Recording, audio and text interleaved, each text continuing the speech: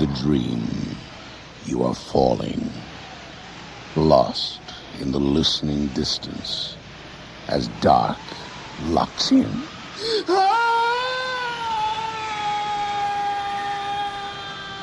Nightfall.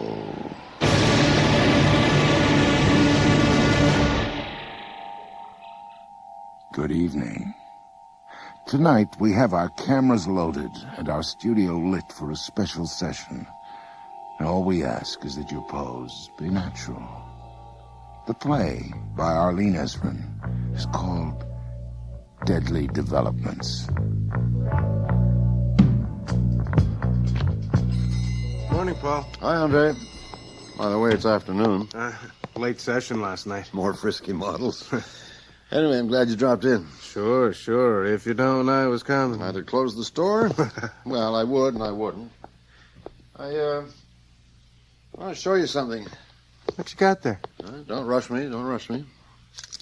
All right, you tell me what it is. 35 mil. It's heavy. Real antique. European? You're getting warm. German. Hey. It's not a von Hensdorf. Oh, you took a little camera history, did you? Pre-war, one of the greatest cameras ever made. Jeez, it's built like a tank. Yeah, built them to last. I haven't had time to test it yet. Where the hell'd you get it? Guy brought it in yesterday, right off the street. Said he found it in the basement in a house he just moved into in a trunk. Oh, yeah? Did you check it out? With the cops, yeah. It's clean. That's weird. Surprising to find one outside Europe. You ever see any results? Pictures? No, but I'd sure like to. This machine's a classic. Listen to the boy who took photo arts. Paul, maybe we can... Hold it, Andre. I got a business here. What's it worth, Paul? Well, I don't really know. Trying it out in tomorrow's ad for $6.50. What, in tomorrow's paper? Yeah. $6.50, eh? Yeah. What if it's rusted tight? Try it out. It's like a steel trap. Yeah. I wonder how it shoots.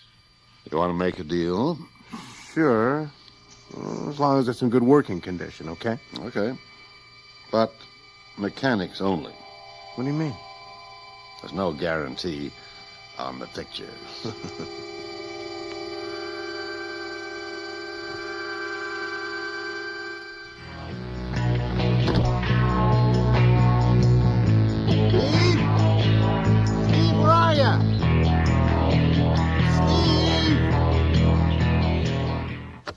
Steve? Hang on a sec, I'm in here. Right. What are you into? Prince. The car layout, remember yesterday? Oh, yeah. What's with the music? You nearly blew my head off. It was the Carpenters. They were at it right through lunch. So you hid out in there. Yeah. Steve, they could have stripped the place clean. No way. They were really into the band. So, what do you think of the set? Definitely creepy. And they cleaned up pretty well. Yeah. I'll get the lights done tonight. Right. Looks like we'll want lots of lavender gels. Oh, and, guess what? What? Have a look. I stopped off at Paul Gemmel's. Oh, no, not another. Oh, what is it? A von Hensdorf. Hey. $6.50. And it looks like it's in great shape. Yeah. Well, what have you got in mind for it? Who knows? Check it out, will you? You bet. It's bound to be in the books. European? German. Probably early 30s. Right. And, that takes care of the fun part. What do you mean? They want the session prints for Monday morning. They've got a printer waiting. You mean... Right, Steve-O. You're here for the weekend. As of noon today, you've been on overtime. All for a horror story book cover? You got it. Now, let's get at it. Whatever you say, boss. Think of it this way, Steve. The sooner you get the set lit, the sooner you get to play with the von Hensdorf. You're on. Oh, by the way, you better get your phone messages off the machine. I couldn't hear the thing from the darkroom. I don't doubt it. Andrew? It's me, Susie. You think I can do it? I'll be there. But boy, am I scared. Good day, sir. Good afternoon. I help you with something? Please, you have an advertisement, I believe, in today's Gazette for the von Hensdorf camera. Yes, I have. Well, I did have. I do hope I'm not too late. To buy it? Well, I sold it yesterday. even before the paper hit the streets. But that was my camera. What? Here's my card. I am Felix Rupp. But your camera, what do you mean? It was stolen from me last week. It's not difficult to prove ownership. It's the only von Hensdorf in the country. I knew they were kind of scarce. Where did you get it? The guy just brought it in. And you weren't suspicious? Well, look, every week there's a list of stolen cameras from the police. But no von Hensdorf. I did not report it missing. Why not? And what are you up to, anyway? I simply want my camera back. Like I said, I sold it. Who bought it? Mr. Rupp, I don't like being pushed. Forgive me. I'm overly concerned. You see, I'm a collector of old cameras. Well, if I could be sure your intentions were, as they say, honorable. Which they most certainly are. I might be able to get it back. I have all the papers. Anyway, if there's only one von Hensdorf in the country, it shouldn't be too hard to identify. Do you know any collectors, Mr. Gemmell? A few. Then you know something of the peculiar passion. Yeah. That is to say, if they got to have a certain model of Zeiss icon, they got to have it. Precisely. Even if it means pawning the wife and kids. Not only do I want the von Hensdorf back at once, I want it back untouched.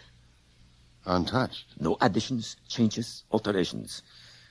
Only a fanatic can take proper care of such a unique instrument. Well, there is, of course, the question of... Money. Isn't there always? Cash or charge X. I shall repay whoever it is, and no questions asked. You can see my position, eh? I mean, I'd no way of knowing it was hot. No, here's $100 for your trouble. Oh, yes. Now, who has the von Hensdorf? His name's André Phillipe, professional photographer. How can I get in touch? I'll write down his studio number. He's usually there, even on Saturday. Thank you. I trust you will not mention this. No, not a word. And by the way, you did not use the camera, I hope. No, didn't even load it. Good.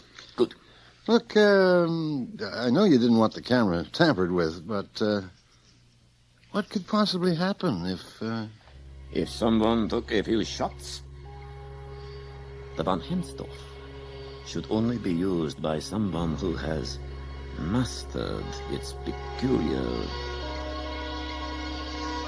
characteristics.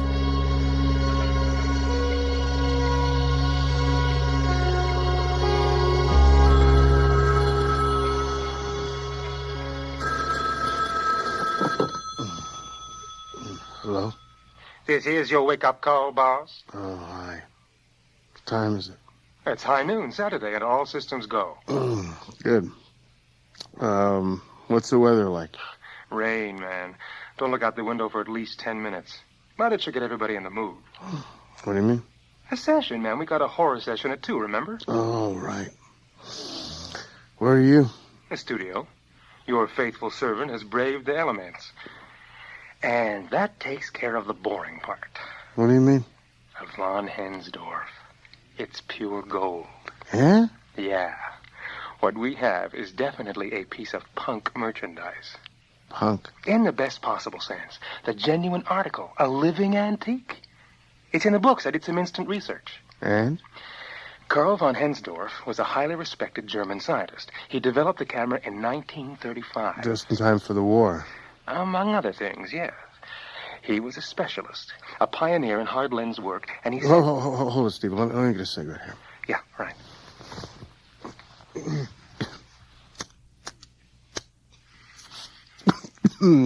Okay, shoot. Anything to make sure you stay awake, right? Look, I got a lot of notes here. Okay, Watson. go ahead. I'm listening. Well, the von Hensdorf factory was bombed in several air raids. So, no more cameras. Right. And even before the bombings, the company's optical equipment was taken over by the state for telescopes and gun sights. So, they only made a few of them. Well, that's the funny part. The collector's catalog says they manufactured 6 dozen of them, and all but 4 were destroyed. They don't say how, or where, or why. So what we've got is an antique turkey. Oh, au contraire, André. This thing works like a charm. It was designed for natural lighting use, but I couldn't resist playing with it on the set last night. And?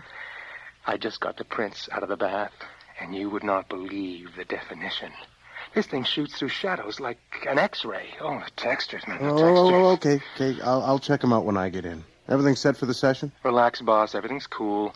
You have plenty of time for your Eggs Benedict on your way over. Yeah. By the sounds of things, I'll need them to glue the day together. I kid you not. All systems are go. You want me to set up the von Hensdorf for the session? No, I want to play with it first. Get used to it a bit. Well, you're the boss. But it might be just what we need. Yeah? Yeah. One of the books, it had a von Hensdorf reproduction from the Olympic Games in 36. No kidding. Yeah. Medium close-up of the guy winning the marathon. It's incredible. It's absolutely freaky. What do you mean? Well, it's so stark. Andre, the guy's on his feet all right. But with the bright sun and the way the shadows are, you'd swear he was really dead.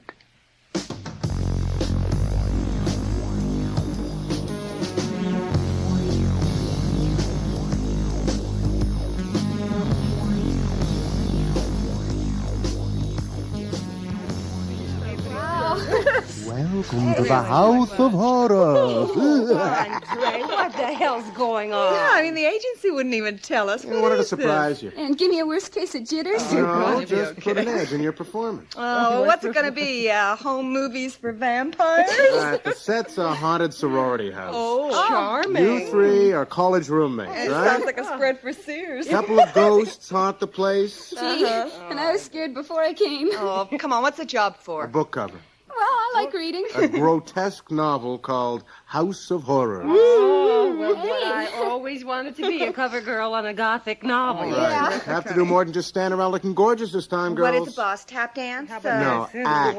It's a horror story. A well-paying one. Yeah. All right, let's get professional here. I knew it was going to be one of those days. Yeah. Okay. The three of you share a room, right? It's late. You ready for bed? How late is it? Susie, into bed and pick up the book. Okay. Barbara, you're at the desk typing. Typing. Will 20 words a minute get me the job? Kim, stand at the window peering out. Oh, yes, like the Steve, Gothic check the Carol. fan. It's all set. Nikon loaded? Haven't touched it. Could you crawl over and check it, please? You bet I could, boss. You just get out. All right, these positions look good, kids. Hang on to them. Okay, Steve, hit the music. It looks good, Kim. Looks good. Keep staring out the window. Cheat a little toward the camera. Open your nightgown a bit. Is this book to be sold in a plain brown wrapper? And hide my cover. Kim, you've just seen something out the window that's alarmed you. All right, good. You need the fan on the curtains? Break my concentration again, and I'll need a new assistant, Steve. Kim, raise your arms. You're pushing something away. React. Good. Now, Barbara and Susie can feel some hideous presence. Steve, now you can hit the fan. Or the wind's howling outside. Something ghastly has come in through the window. You're all trapped, terrified. Come on, let's see some terror. Susie, clutch your throat. Look horrified. Come on, you can do better than that. Feel it. Feel it. Easy, Andre. Susie's not used to your subtle technique. Subtle be damned. That phantom from the window is going to kill you.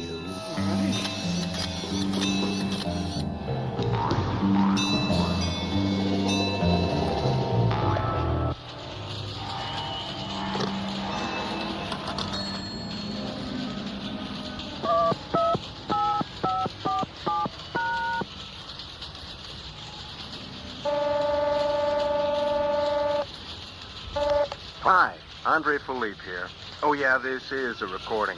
Sorry I can't chat with you in person, but I'll be in the studio again shortly. If you'd like to leave a message, please add it after the tone.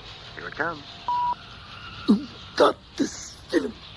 The fools. And I get a recorded message.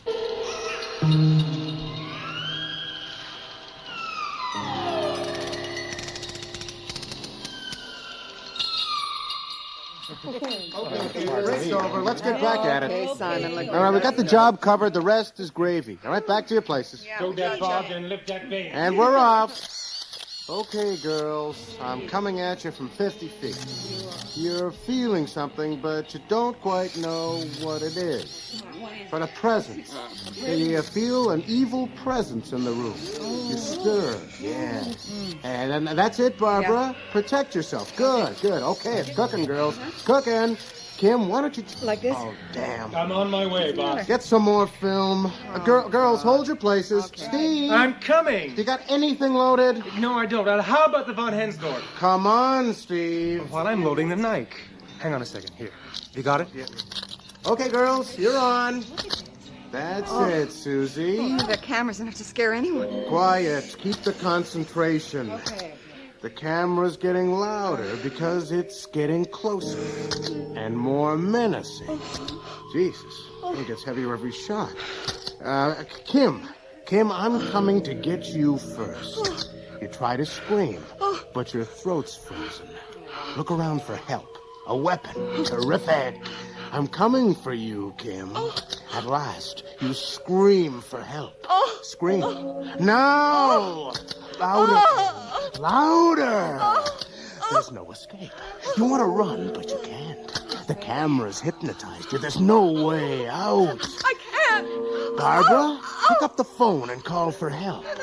After I get Kim, I'm coming for you. Help us! There's no escape, is there? Steve, more shadows. Knock out all the lights except for number 5. I'm coming closer, girls, and the camera's getting louder. Every shot you hear is a gunshot. You only have a few seconds before I reach you. Seconds, girls, before Kim dies. And Barbara, and then Susie. Shut up, Steve-O. Come on, girls. Try to make a run for it. Susie, you're the closest to the door, but you can't. The camera's got you too, hasn't it? Try, Susie. Try to open the door. I can't open it. I really can't open it. The door won't open. And I've got all of you.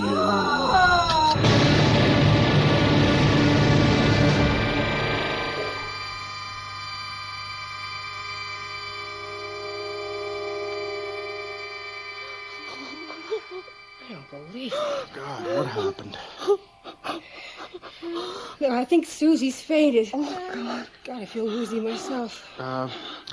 Hit the lights, Steve, will you? And get some brandy. Right. It's pretty weird And stuff. that's it, girls. We'll stop. Yeah, show Susie. Honey, can you sit up? Yeah, I'll try. Oh, Andre. Yeah? I can't breathe, man. It's like something's choking me. Should I call like a doctor? You all look pretty green. Hang on, Steve. They're just hyper, okay? Now, come on, girls. Get it together. Oh, sure. You just don't know when to stop, do you? Oh, my head. Here you go, Susie. Drink this. Drink it up, honey. What happened to us? I guess you all got too involved. Yeah, man, especially you. Okay, I guess I get carried away there, too. I've still got the chills. It's like a ghost really did come into the room. Yeah, and when I tried to open the door, I really did feel something pulling at me. Yeah, it was just like that camera wasn't going to let us go until it was through with us. I know what you mean. What the hell happened?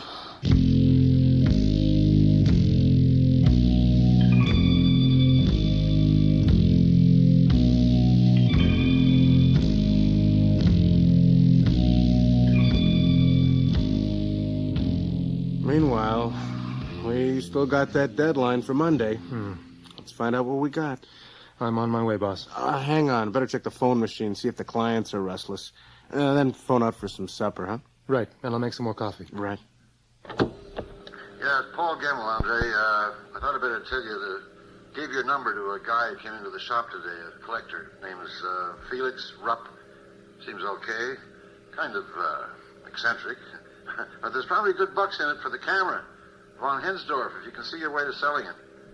He claims the camera's stolen. He's got some papers to prove it. Anyway, he'll probably be calling. There's no way out of it, eh? Take care and get back to me if you... God, this been... What the hell was that? Beats me. Something in German. Yeah, I know, but what about Paul? He sounded pretty nervous. That's just Paul. But that could have been the collector there after Paul's call. Charming personality. Yeah, really knows how to set up a business relationship. We got work to do. It's almost 4:45. How many rolls we go through today? 16. And then the one in the von Hensdorf. Right. Looks like we'll have to crash here tonight, okay? You're the boss. You want to run it down in shooting order? No. Let's do the von Hensdorf stuff first.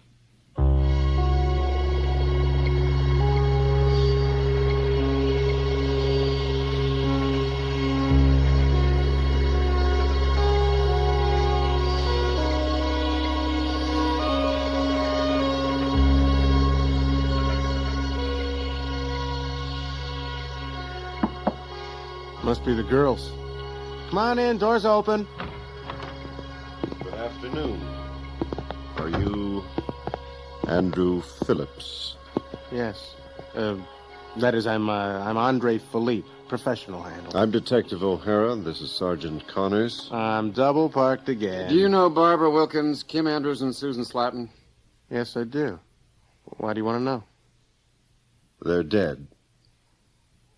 Oh, my I can't believe it. All three of them were killed late yesterday afternoon. How? All three in traffic accidents. Impossible. They didn't even travel together. They died in 3 different accidents in separate parts of the city at roughly the same time. Incredible. Traffic division found that all 3 women worked for the Fabulous Faces modeling agency? Yes.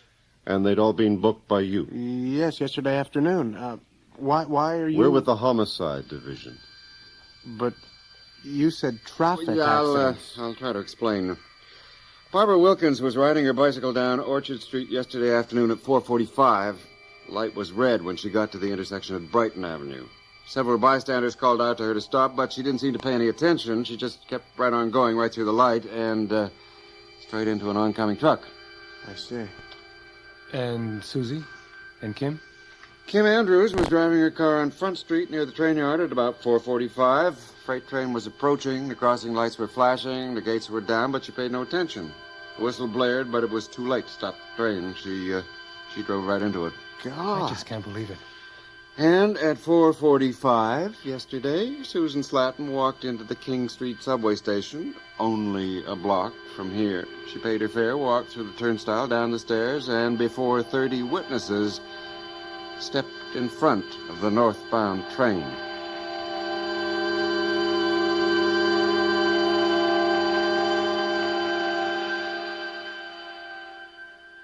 The 3 women were here yesterday? Yes. What time? They arrived together at 2. And left? About 4:30. Together when they left as well? As far as the door, anyway. Hey, do you know any of the girls' phone numbers, addresses? Oh, they're probably pinned up somewhere. You're running a photography business? Yes, and it was a strictly professional relationship with all 3. Yeah, did you hire them directly? Never. Always booked them through the agency. Oh. And they were photographed yesterday? They were? What kind of photographs? Fashion? No, it was a book cover. Anything unusual? No skin, no pornography, just fiction. Full color wraparound. I see. Mm-hmm.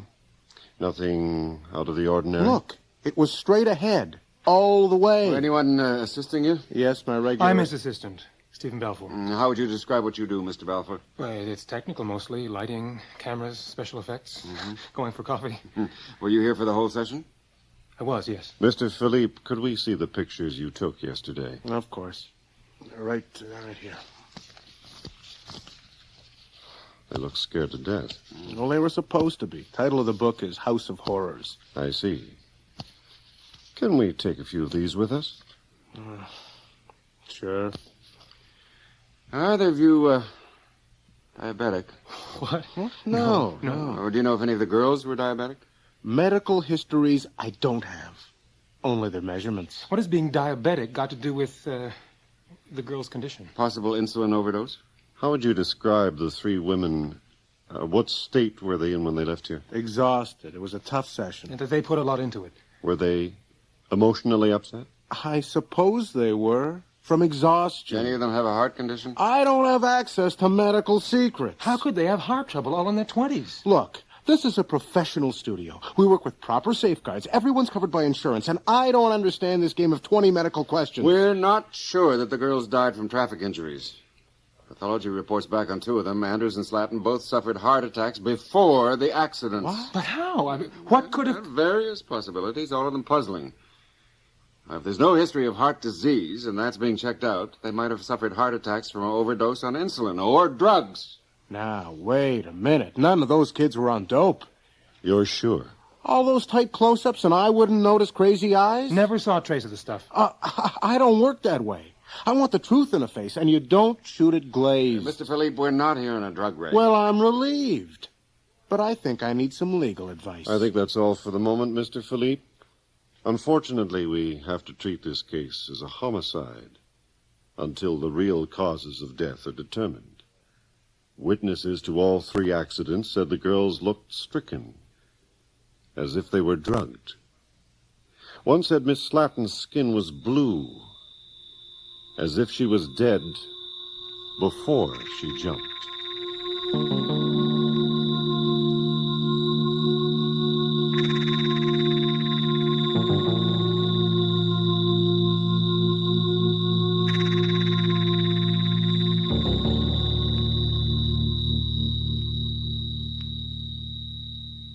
Why didn't you tell them more about the session, man?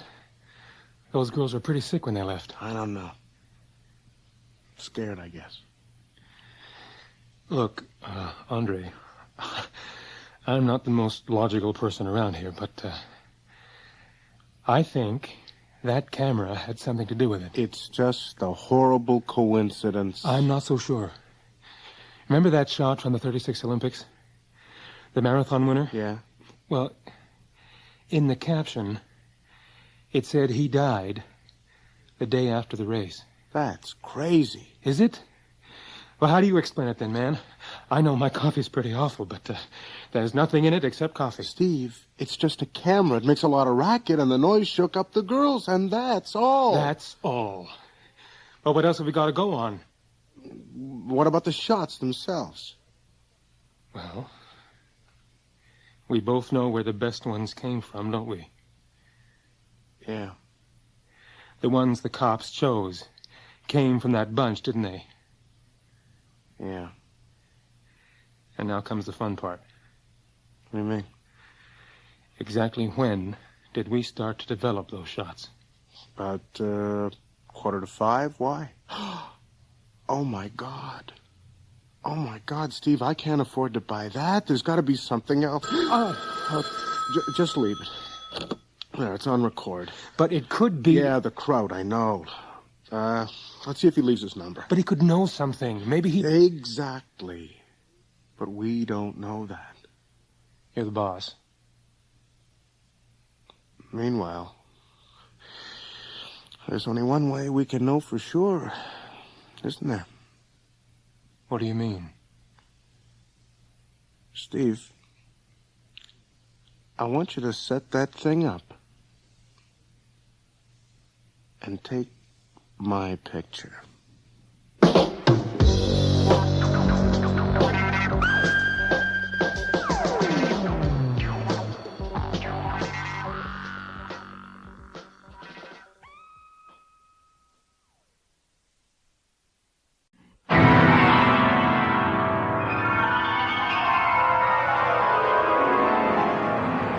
In the dream, you are falling, lost in the listening distance, as dark locks in.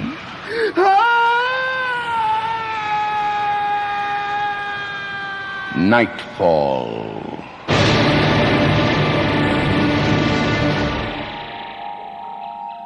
Good evening. Tonight, we'd like you to make certain all your sources are absolutely accurate. The play by James D. Morris is called Where Does the News Come From?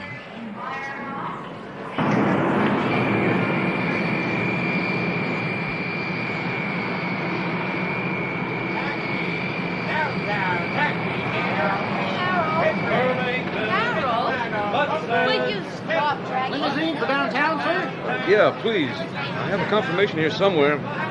Oh, that for Edward car. Yes, sir. Right over here, sir. Take your rag? What's that? No, thank you. I'll keep it with me. There you are, sir. Network charge. The head office on Tenica. Right. Would you like the radio on, sir? No. No, thank you. International?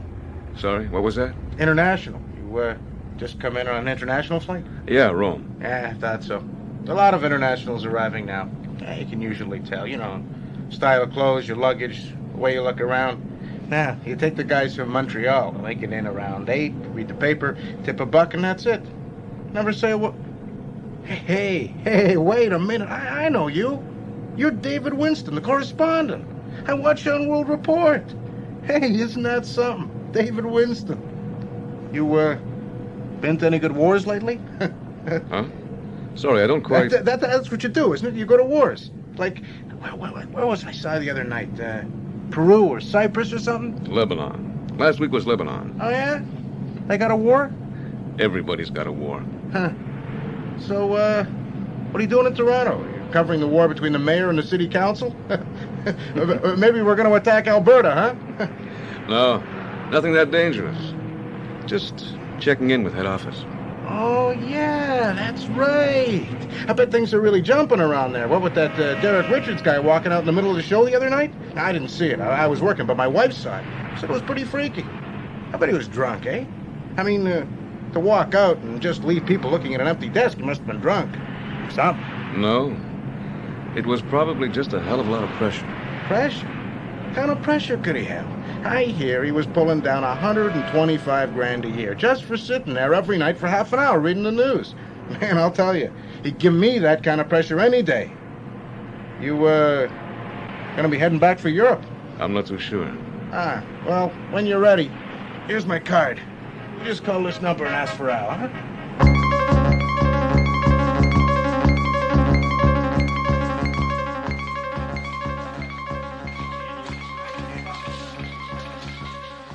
Excuse me.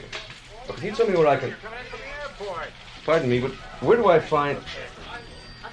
Hey, just a minute. New in town, big fella? Oh, can you... Stella? Stella Parsons! Oh, my God. What in the hell are you doing here?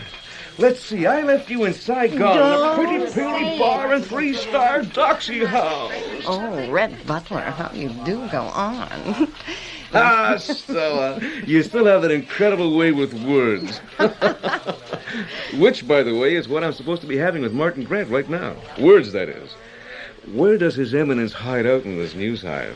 Look for the largest rock. That's what I like. Professional respect. That man's a waste of skin. He was bad enough when we were all out in the field. There he was just sleazy. Since they made him head honcho of World Report, he's graduated to sneaky sleazy. With power. Try the corner office. Oh, hey. By the way, I hear via the office tom-toms that they've got big things planned for you. Not sure, still. What's the story on Derek? Well, they put him away, and they're not telling anyone where. The full story's worth a couple of hours scotch. I tell you what, be at the press club later. I'll run it down for you. You got it, baby. And don't you forget it, baby.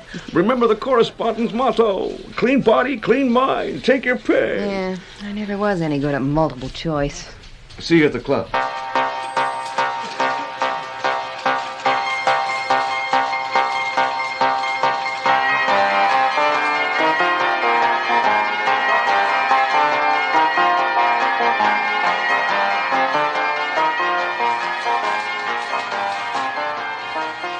So, when, oh, look, push that to the side, will you? I can hardly hear myself think. So anyway, when it happened so fast and we needed someone virtually overnight, the first name that came to mind was yours. Sit down. Good camera presence, reputation, authority, credibility. You got it all, David. Gee, thanks, Marty. Look, David, let's get something straight right from the start. You and I never hit it off. You went for all the gung-ho wraparound trench coat stuff with the cannons and mortars in the background. I always believed in-depth analysis worked better. With the tinkle of ice cubes and the fizz of soda in the background. Look, you're here because I head up the World Report team. And I head up World Report because I can put personal feelings aside and pull together the elements that make us the #1 news team in this country. I don't like you. I don't like you, your methods, or your attitudes. But in my opinion, you can make a valid and viable contribution to the package. That's the only thing that's important. That's something to remember every time you pick up your check. I'm the man who signs that check. That's a nice, tough management speech, Martin. But it's all based on the assumption I'm going to take your anchorman slot. Alimony payments to 2 ex-wives, a son in an expensive private school, and then there's the lease on that apartment in London occupied by a certain young lady, Miss Turnbull, I believe. Oh, you'll take it, all right. And I figure 125 grand a year buys me a few concessions, so just lay off the sarcasm, okay? You deliver, and I'll deliver. Bottom line. As an in-depth analysis, that's not bad. When do I start, sir? As soon as we can get you down to the studio. I want some run-throughs with the team to get you into the format. We're already running promos we pulled from some of your field stuff. I want you on air tomorrow night. That's fast. I'd hope to get to see Derek before I... Leave him out of it. He's a dead issue.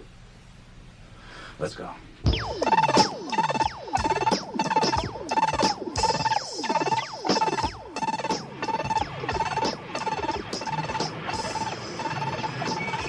Camera 3, moving on the graphic. Camera 2 coming up in 3, 2, 1, cut through. Sound, see if you can raise the light. Can you look the temperature? One more light, please. Camera 2, can you dolly left, please? Hold it. A bit more. I'm getting a boom shadow on Oh, the that's logo. it. Thank you, Camera. Lighting, will you try a bit more film on the desk, please? No, sorry, that's too much. Now we're getting a bounce off the desk. I'll be back. Shade wing, please. Camera 1, slow zoom in on 3, Yes, thank you. 2, Camera 3, 1. hold for the That's graphic, nice. please. Thank Release in 3, 2, 1. Thank you. I think we could use a music pad on the set of these Summitac Nightcasting speeches. Riot footage coming up in Give him 10, some headset 9, feed so we can see if he 8, can talk and listen at the same time. 3, 2, 1. Very nice. Thank you. Looking good. Mm-hmm. God damn, he's looking good. Shannon, see what you can do about his hair. Maybe you can get Michael to layer it or something. Just get rid of that shaggy look. Oh, I think it makes him look like a teddy bear. And I want him to look like an anchorman. While you're at it, set up some time at Nyman's and pick out some suits for him. Me pick him out? Why me? Because you got the good taste to sleep with the director, that's why. That's not good taste. That's job security. Ooh, bitchy, bitchy. Come on, people, settle down. We gotta have him ready for tomorrow night. Shannon, what do you think about something in brown and beige with an orange accent for the set? Let's try it. The blue and gray sure isn't doing anything for him. Never did anything for Richards either. Who said that? Get this and get it straight for the last time. This team does not discuss Derek Richards. Derek Richards does not exist. Now, let's work on his sign-off. Okay. David? David, can you hear me? Yes. We want to work on your sign-offs, so let's run down a few. How's about trying, and that's it for World Report, I'm David Winston. Or if you prefer, I'm David Winston, and that's it for World Report. Unless, of course, you have something of your own you'd like to try? Does it matter? We're just trying to set up a style for you, David. Let's try, and that's it for World Report, I'm David Winston. Right. And that's it for World Report. I'm David Winston. Again? Again, please, David. And that's it for World Report. I'm David Winston. And again. And again, please, David. And that's it for World Report. I'm David Winston. And this is Stewart. Looks like our little David has a sense of humor. Or worse, it could mean he can think. Let's hope not. We all know what happens to anchormen who can think.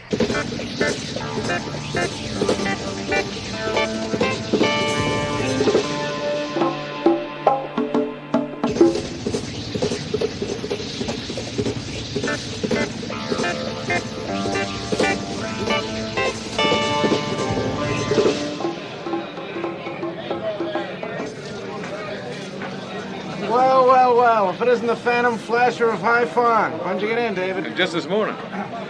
By the way, Wilbur, where's my 20 from Nicaragua? And that was in Yankee dollars, too. Hey, David! David. Good to see you, my man. Hi, Jenkins. How you doing? Step aside, chaps. Here's Hal, the conquering hero. Oh, you can call me Nathan. Hey, let me buy you one, Dave. Maybe later. I'm looking for Stella. She's back there, over in the corner. Thanks. Catch up with you later. Right. Wow. Look like a porcupine too. Haircut, mustache trim, manicure. Hardly look like the old scourge of Saigon we all came to love. And some of you from great distances, too. Boy, I'll tell you, I'd rather backpack in Niagara and carry a cameraman through rice paddies than go through the last 5 hours again. I've been getting lessons on how to walk, how to talk, how to sit, how to make it look important when you sign your name to the last item while they roll credits. Yeah, that's right. Maybe now I'll find out what the hell all those anchormen write when they do that. Probably something clever like, how come nobody can spell around here? I can't take any more of this crap. Or isn't this a hell of a way for a grown man to earn a living? How would the nice grown man like to get me another scotch before he sits down? Johnny Walker? Yeah, black and double. Oh, and while you're at it, get Ernie to put my tab on yours. You got it, sweet talk.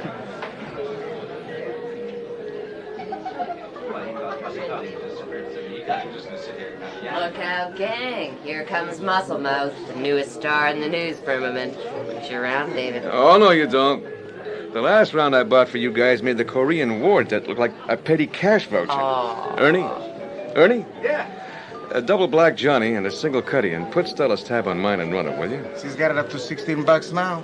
For the week? No, for the night. She's already had 4 doubles. 4 doubles. Everything fine over here? Oh, I think I'll have another. So you got yourself an exclusive. What's that supposed to mean? The way you're putting away the sauce. You must have got word prohibitions coming back.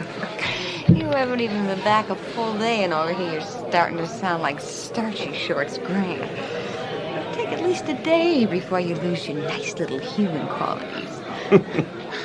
I didn't think it was possible, but hell, now he's so straight. Crows could fly test flights over. Oh, now he's managing. A big cog in the big news machine. Oh, war is hell. And I, for one, am beginning to regret leaving it. Don't kid yourself. You're still in it, only now it's a ratings war and meaner than anything you ever covered. Look, David, why don't we just have a few drinks and a few laughs, and then you can go back to the peace and calm of guerrilla fighting in Lebanon. I think I'll hang around for a while. You took it. I took it. David, I'm not kidding. Why don't you just put on your little trench coat and get back to something you know before it's too late? I always thought you were a fun drunk. I thought we were going to have a few drinks and talk about Derek.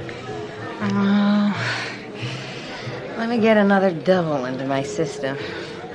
I have to be halfway down the slope before I get to him. Oh, there's Pete Martin heading for the bar. Get him to pick up a couple. Come on, slow down, Stella.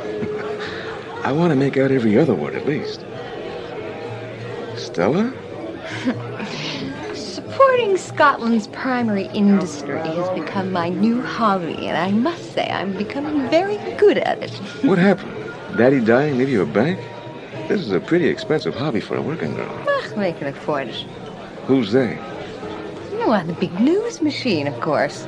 I'd bet her down a fast quart or two so you start making sense. Take it from me, Davy boy. You're better off not understanding. Derek started to understand, and look what they did to him. Locked him away with a bunch of loony tuners. What about Derek? Let's just stick with me for a minute.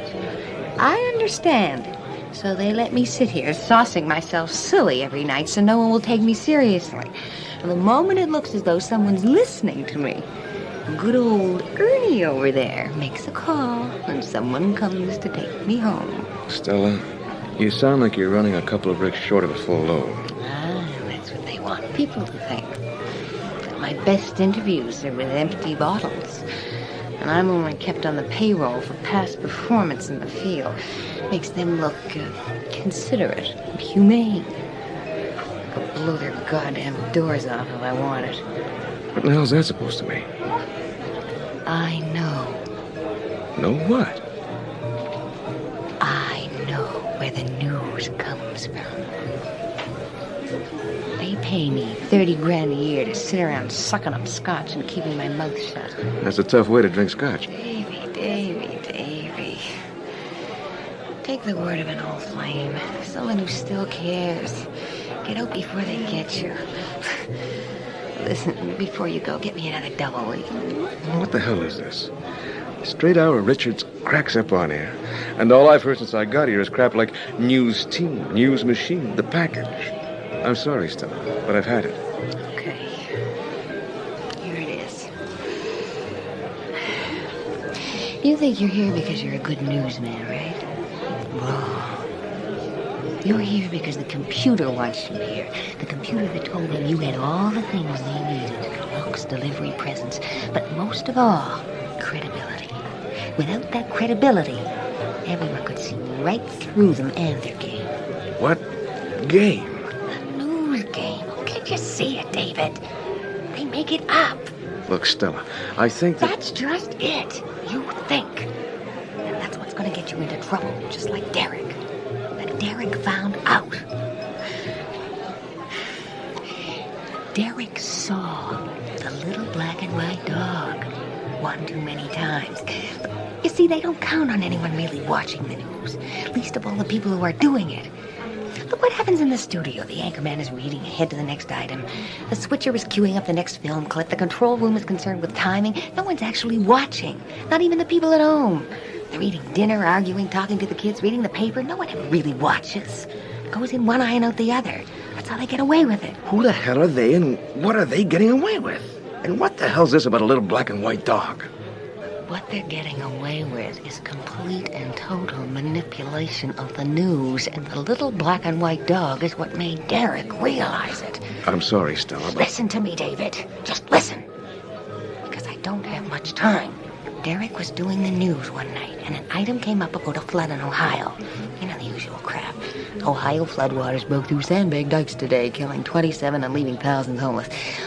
For some reason, Derek was watching the film when the camera came in on a submerged house, and there, on the peak of the roof, with all the water all around, was the little black and white dog. Derek recognized the dog. He'd seen him before, last flood. For God's sake, Stella. They didn't have coverage of this year's flood, so they used a clip from a previous flood. Don't be so naive. You know as well as I do that it happens all the time, especially out in the field. You can't get out to cover something, so you buy the other guy's outtakes. We've all faked coverage. Hell, when I was in Bangladesh, they had a PR firm come to your hotel room with 16 and 35 mil clips, so you didn't have to take a Jeep 30 miles into the bush. Everybody's done it at some time. No, Davy.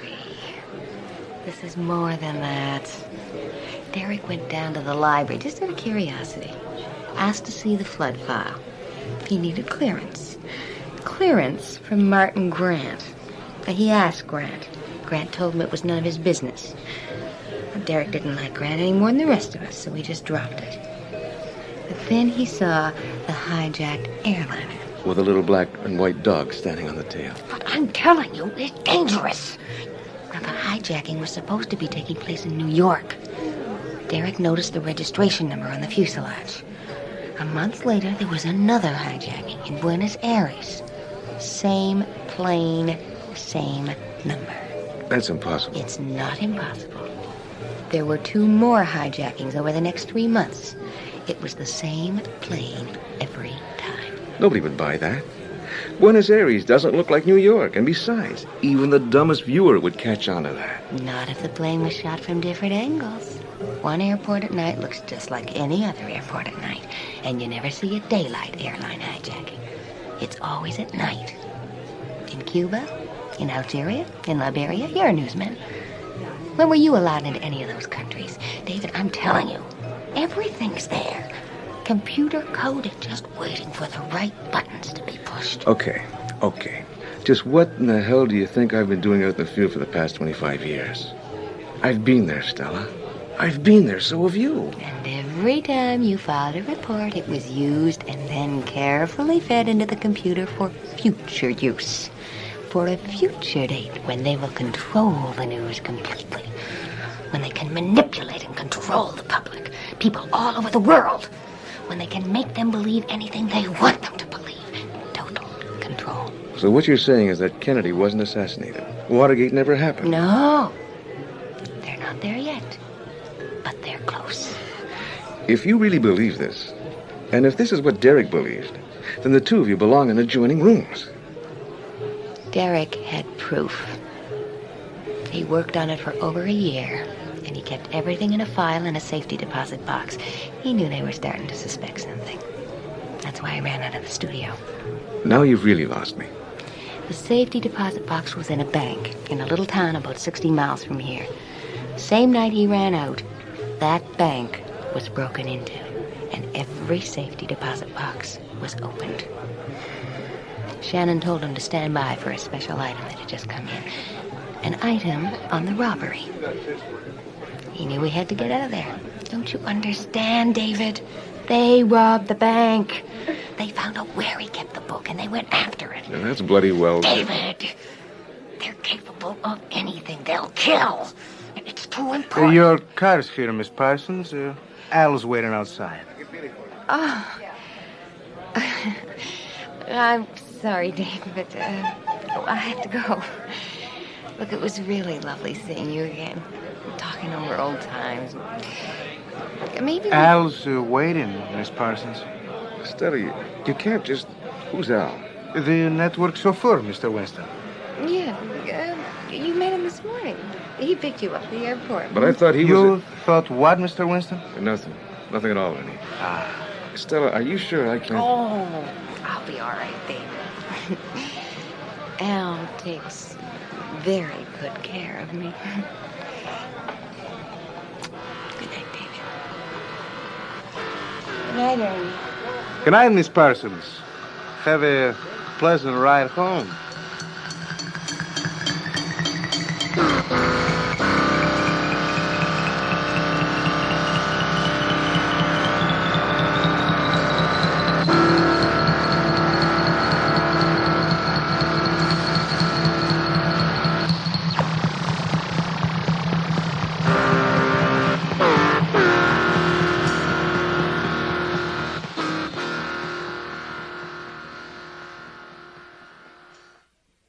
Okay, this is it.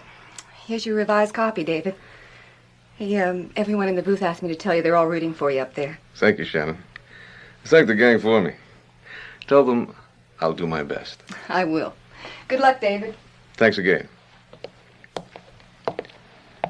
Oh, hi, Marty. Any last words of wisdom? That depends on how you take them. I'll give it to you straight. Stella's dead. She had an accident driving home last night. She shouldn't have been driving in her condition. Are you crazy? Stella? Stella wasn't driving last night. Your man, Al, he drove her home. What the hell is this, Grant? Just a few words of wisdom. Stella was driving. We don't have a driver named Al. Stella was drunk. She had an accident. And Derek is in an institution. Derek is in an institution. And not allowed visitors. No visitors. Now, go out there and do your job. We're counting on you. You've got a good future here, David. And there's a lot at stake. I'll see you when you're through. I think... No. You don't. Now just go out there and do your job. Just think about the job. We'll take care of you. You'll be here when I'm finished? I will, David. I'll be right here. Now, get going.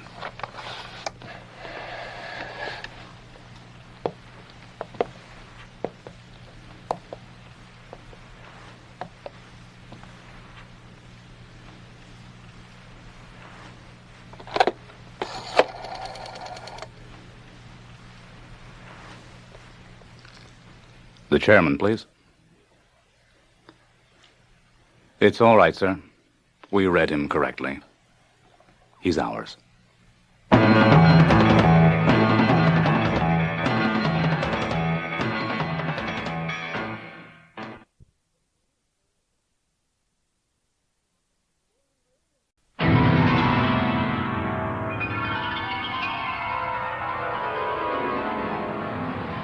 in the dream, you are falling, lost in the listening distance, as dark locks in.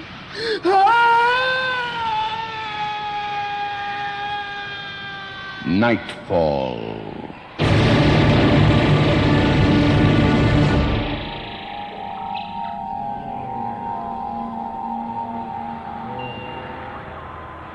What in God's name's happening?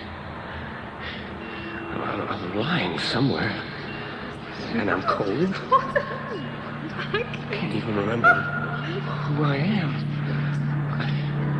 I just want to sleep. Did you see that car roll? Voices. People What I on can't earth see. happened?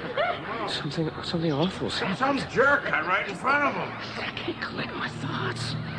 Just waves of cold, gray You need a fog. blanket. Anybody got a blanket? There's one in the back of my car. I'll get it. And what about an ambulance? Anybody called My one? husband's phoning across the highway. Okay, fella, you're gonna be all right. Just take it easy. Stranger, Ben. Hey, can you hear me? My face is just starting to take shape. What is it? Are you all right?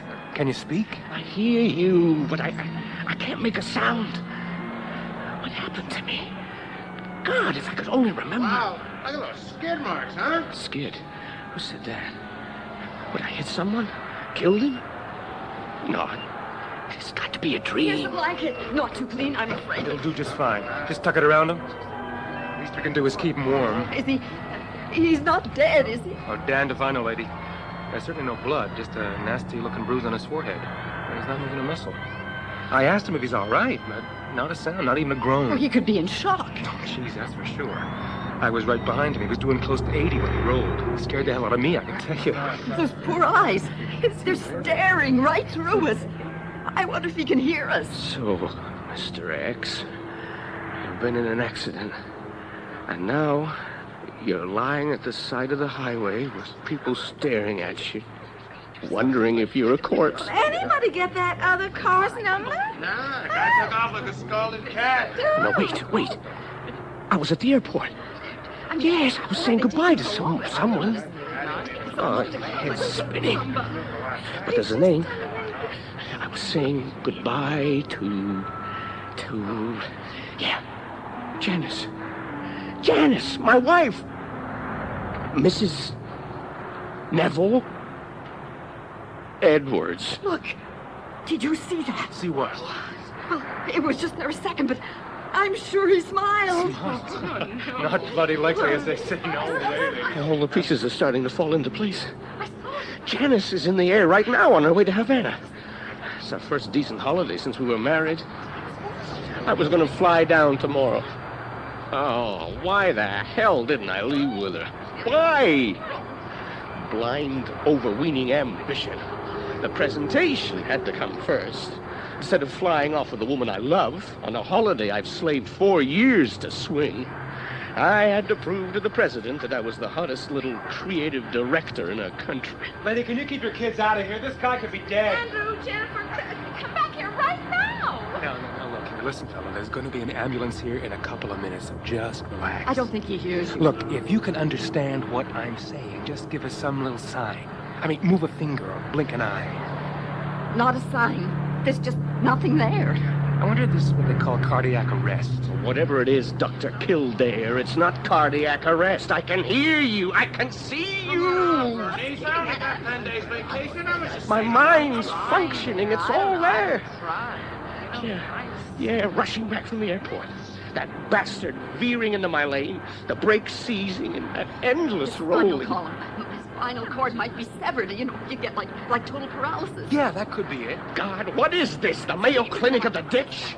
Well, I don't panic easily. Not when I can feel pain in my forehead and my ankle, which is probably broken, and you can't feel pain with a severed spinal cord. Get that damn dog out of here! Don't you let him know. Here comes the ambulance. Okay, folks. Should Joe move out of the way? I'll get out of the way. The ambulance has to get through here, guys. Come on. That's it. Let's make some room. Get out of the way. Come on, guys. Watch it. Tommy, Come on. man, he's really sick.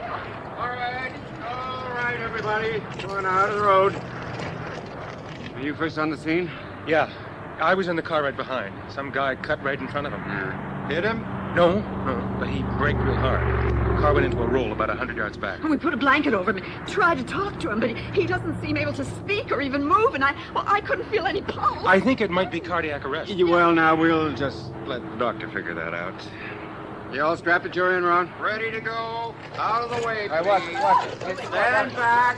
Stand back.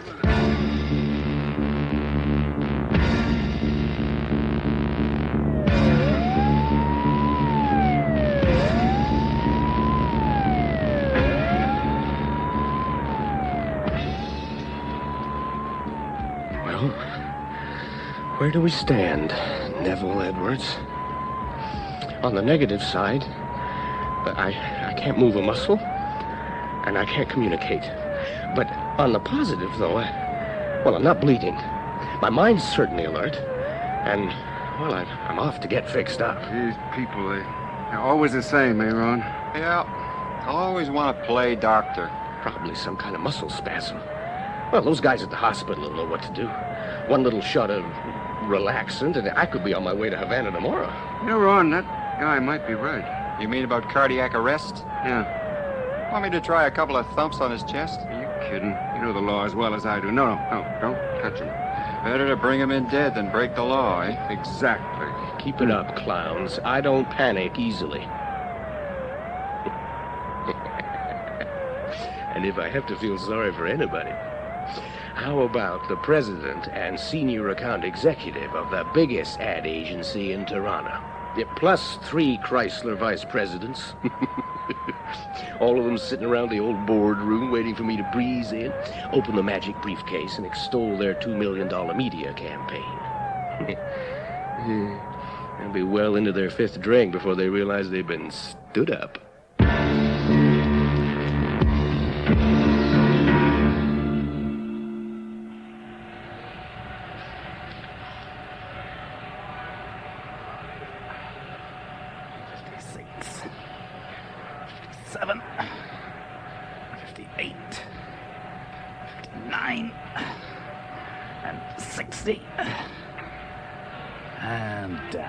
Nothing at all, Doctor? Not a trace of a heartbeat. I nearly shoved my fist through his sternum with this compression. It's not working. Doctor, for God's sake, look at my eyes. They're all I've got to try and tell you. You're on the wrong track. Same old story, nurse. Just a little too late with the cardiopulmonary therapy. This man died in the ambulance. Well, at least it's not our failure, Doctor. All the way in that ambulance, his brain cells were dying at the rate of millions a minute. And the attendants weren't allowed to touch him. This late, even if I got his heart going, he'd be a vegetable. This crazy nightmare can end if you'll just get a few more opinions. Find out what's doing this. It's just some little spasm. Well, I've got 3 hours of surgery facing me in the OR. Couple months, nurse. Oh, my God. No. This can't be happening. It's not real. Don't bury me alive. Somebody try to understand. I am alive. I'll get an orderly, Doctor. Right. Oh, nurse, before they take him downstairs to the morgue, remember to check his wallet for ID. Yes, Doctor. I'll notify his next of kin. They can make arrangements for the body to be removed to a funeral parlor. No.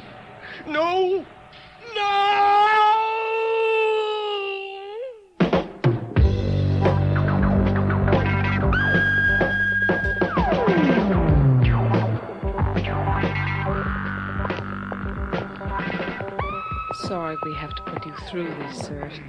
It's always a bit rough. Yes, I don't exactly look forward to We it. finally located his wife, but she's in Cuba. Janice flew down just this morning. It was her wish that we phone his office and have someone come to the hospital morgue to make positive identification. This is it here.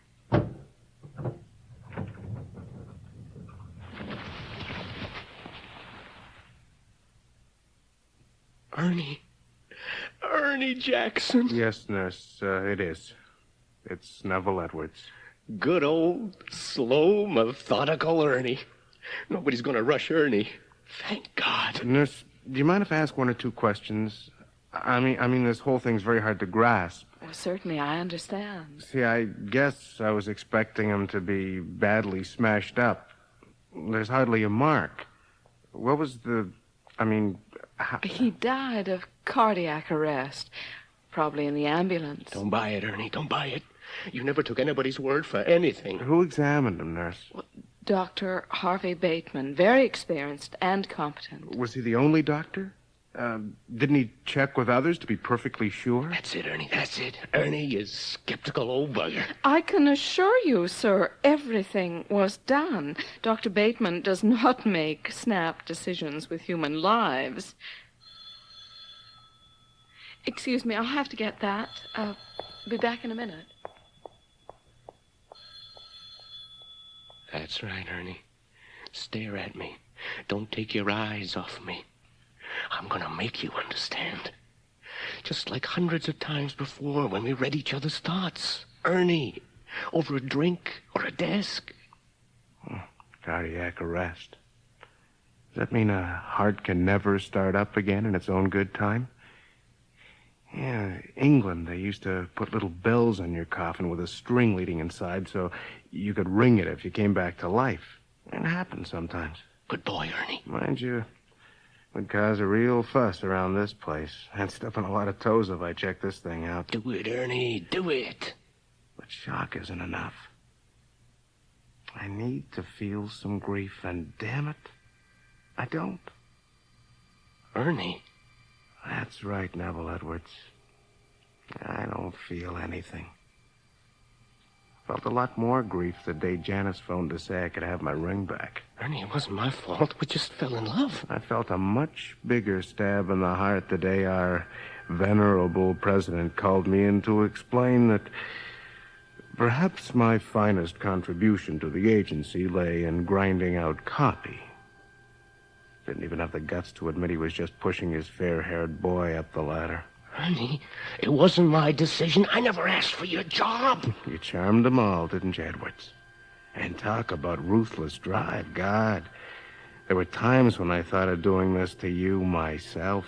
Ernie, please. And look Ernie, at those please. eyes. Even now. Making me think you might possibly still be alive. They're too bright.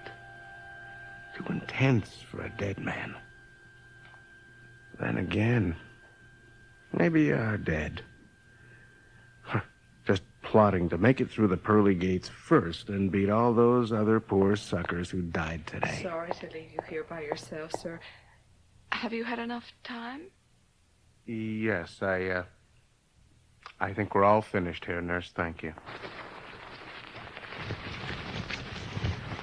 No. No!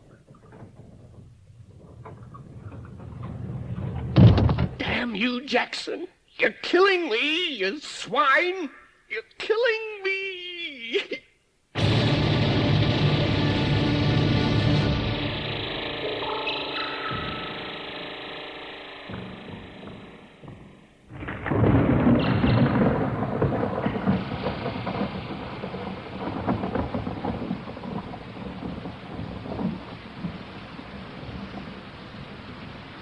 How long have I been lying here, listening to the rain? If it wasn't for that sickening disinfectant and this cold enamel table, it could be my own room at home, with Mom and Dad sleeping right next to it. I loved to lie and listen to the rain at night when I was a kid. And just as I got sleepy, the bedroom door would always open, and there'd be Mom, bringing in my mug of cocoa. She'd stop at the side of my bed, and she'd slowly lean over me. There'd always be a wisp of hair falling down. And she'd kiss me goodnight. Oh, stop it, stop it. You know bloody well who's standing over you now. Well, James, I think we'll begin by closing that window. Right away, Mr. Miller. In this age of refrigeration, I don't think we need the chill night air to preserve a human body. Thank you, James. By the way, it's very good of you to come out on a night like this. Sorry I had to call you. Oh, that's quite all right, Mr. Miller. Well, it was very decent of you to help me out in this little emergency. You've had your dinner? Oh, yes, sir. And I really hadn't planned anything for this evening, so there's no problem. Well, not exactly no problem, James. I'm very upset at the conduct of Mr. Osborne. Preparation of the deceased was to have begun at 6 o'clock. At 7:20, he phoned that he would not be coming in. Severe head cold. I know he was feeling pretty low yesterday, sir. Then he might have been civil enough to give us the same advance warning the cold gave him. Yes, Mr. Miller. Osborne is a very talented mortician, but I will not put up with his irresponsibility. Like yourself, he showed great promise when he started with the firm, but over the years he's gradually declined into a devil-may-care attitude. Not good enough. Well, like I said, Mr. Miller, I don't mind filling in. I know that, James. And that's precisely why you will be replacing Mr. Osborne as of this moment. Mr. Miller, I've really only been with you for a year, and Mr. Osborne... Only a year, yes, but in that time, I've been deeply impressed, not only with your work, but your eagerness to learn, and your dedication to the profession. Thank you, sir. I'd just like to say... Now then, James, I should think... Cosmetically speaking, this will not be a late evening. Yes, I was just noticing, sir. There's hardly a mark on him. You know, James, I think I almost prefer the opposite. The opposite? I hope you won't think me callous, but when there has been extensive damage, graphic indication that death has laid his hand on someone, I feel it helps us accept the finality. I don't think I'll ever be able to accept it, Mr. Miller. Especially when I see ones like this. And just what do you mean by that, James? His eyes. I'm not squeamish. I think you'll agree to that, sir. And I've handled every type of embalming. And quite skillfully, let me add. But since I've been with Miller Chapman, I've never had such a feeling when I look at their eyes. I could swear his eyes have been following me, afraid to lose me, wanting to tell me something. Yes, James, that's it. Don't take your eyes off mine. Keep staring. I am willing you to understand. Keep looking at me. James, let me tell you something. But first I'll close these poor staring eyes. No. Oh, dear God. No. There we are. I think that will help. I'm sorry, Mr. Miller. I'm a little embarrassed. No need to be, James. On the contrary, I think you've shown what I've always felt you to be. A sensitive and caring young man, the kind we need in our service. Thank you, sir. However, James, let me give you some, well, I don't really like the term, but some forewarning of what strange things lie ahead as you move on in this profession. What do you mean, Mr. Miller? James, in this very room and on this very table, I have seen the eye of a dead man blink, the finger of a dead man move, the lips of a dead man twitch. I've never seen anything like that, Mr. Miller. You will, James, you will. And no matter how many years of experience you've had, it will indeed disturb you. But, James, always remember this. Though chilling in the extreme, these are all perfectly natural, posthumous reactions. Simply a matter of muscles, tissue, and tendons, weary of life, finally settling into beautiful repose. Now then, I have something I want you to do. Certainly, Mr. Miller. I spoke on the telephone today with Ernest Jackson, a close friend of the deceased. A rotten bastard. Now, this The Mr. lowest Jackson kind has of- spoken earlier to the deceased wife. Janice. Apparently, there is a beige gabardine suit. I believe the God. deceased was married in it, and his wife is most anxious that he be buried, laid to rest in it. Mr. Jackson assured me he would get the suit and bring it here by 6 this evening. However, like Mr. Osborne, he hasn't turned up. Now, we do need that suit, James, so if you'd be good enough to go to this address... I know that street, sir. It's only about a 20-minute walk from here. It'll be a lot faster and drier in my car. Now, here are the keys. Car's in the driveway. Thanks, Mr. Miller. I'll be back in a few minutes. Yes, indeed. Very fine, promising young man, James. Just as you probably were in your field of endeavor. Yes, good face, intelligent, unlined. The short years allowed you must have been untroubled. Well, I suppose an adoring and supportive young wife would have to be part of that peace. Yes. They phoned the sad news to her in Havana, and she's flying back about 9 in the morning.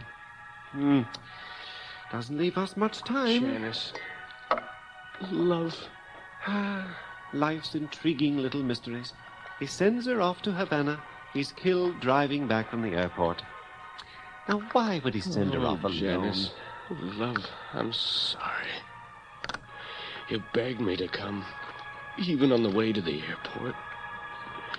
But with a lifetime ahead of us, one day seems so little to give up. A lifetime. Oh, God. Janice. Well, then, for the face, I think a number 5 will do. And over that base, and the slight bruise near the temple, I think a number 7. What's that? You idiot. After your resounding lecture to young James, you let your own glasses make a fool of you. No wonder you're seeing things. Glasses haven't been cleaned for a week. Thank goodness James isn't here. Embarrassing if he saw this silly trembling in my hands. Now then, slip the glasses back on and look again. It's still there. Not an optical illusion. But I've never seen this before. Well, you're seeing it now. And take a long, hard look, you smug bastard. Because I want you to remember it for the rest of your life. God, my 11th hour miracle. I'm crying. I can feel the tears running down my cheeks.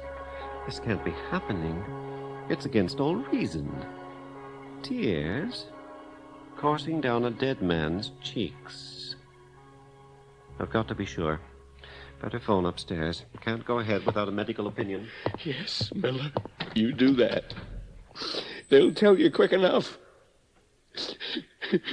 A corpse doesn't cry.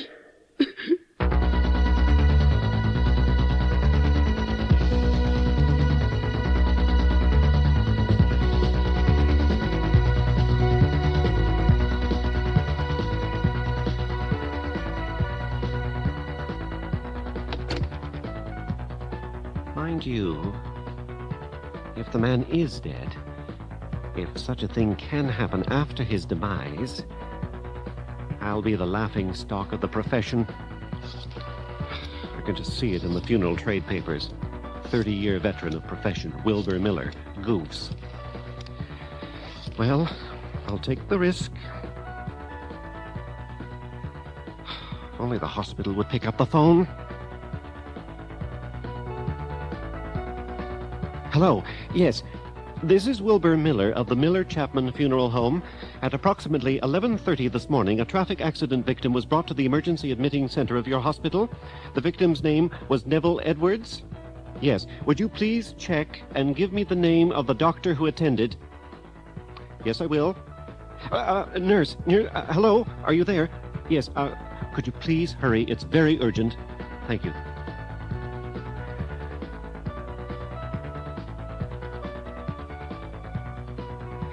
Hello? Yes. Yes, that's the one. And the doctor's name? Dr. Harvey Bateman. I'd like to speak to him as quickly as possible, please. I see. No, this can't wait until tomorrow. Give me his home number, please. Pardon? Look, I'm not some crank. This is an emergency. I can assure you that... Oh, blast. Charles will know. And he's probably a better doctor than Bateman.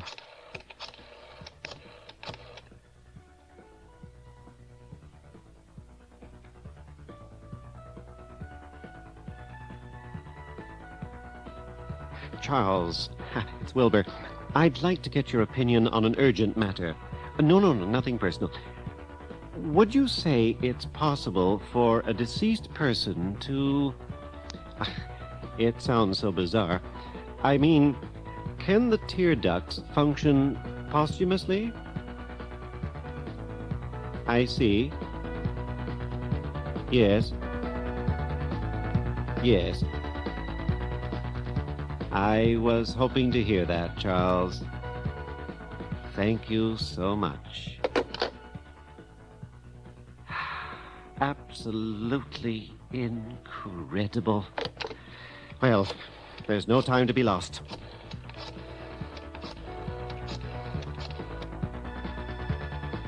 Come on, come on.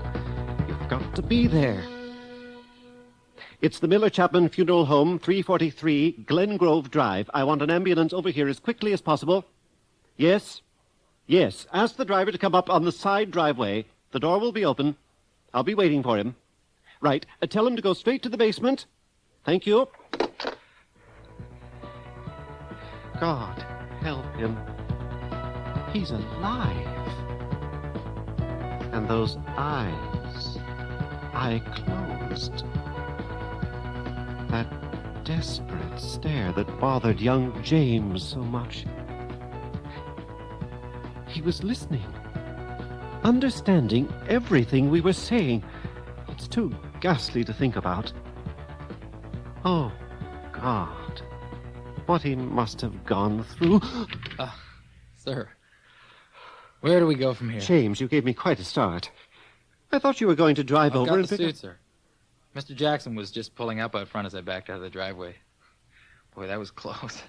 I missed his front bumper by about an inch. Mr. Miller? Yes? Are you all right, sir? Yes. Yes, You look sort of shaken up. I'm all right.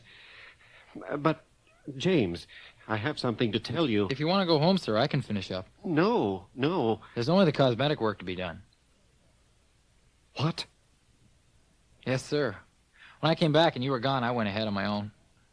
He's finished, Mr. Miller. He's embalmed.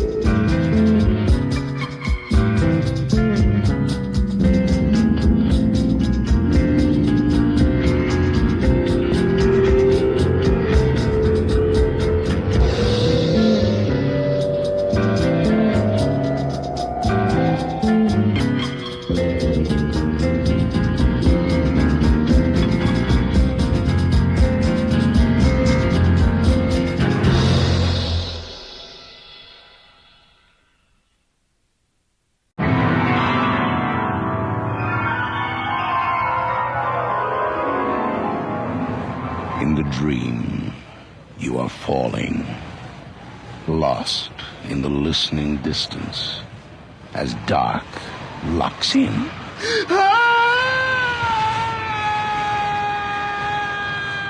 Nightfall.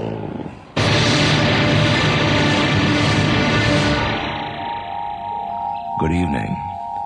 Tonight we have a special kind of Christmas story for you.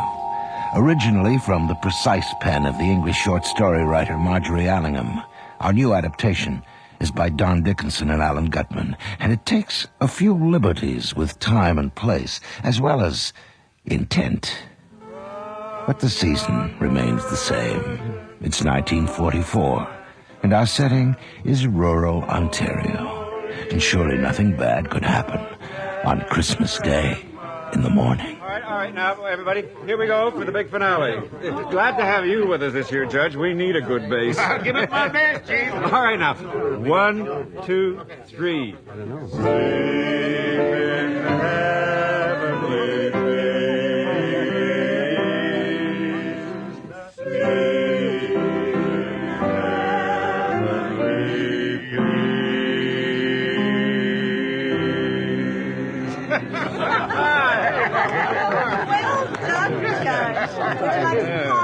Coffee would be lovely, Mrs. Jacobs. And that was a superb lunch. Oh, I thank you, Judge. Coffee, Bob? Yeah, I'm sure we could all use some. And how about some liqueurs? Could you get them out of the buffet, darling? Yeah, I think that's your department, love. Yeah, we'll be in the study. Yes, of course, dear.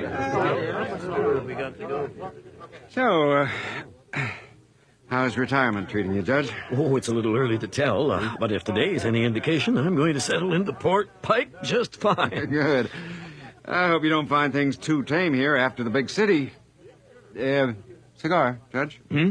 Oh, Cuban? Yeah, I love a good cigar. Weren't for this damn war, they'd be a lot easier to get. Oh, thank you.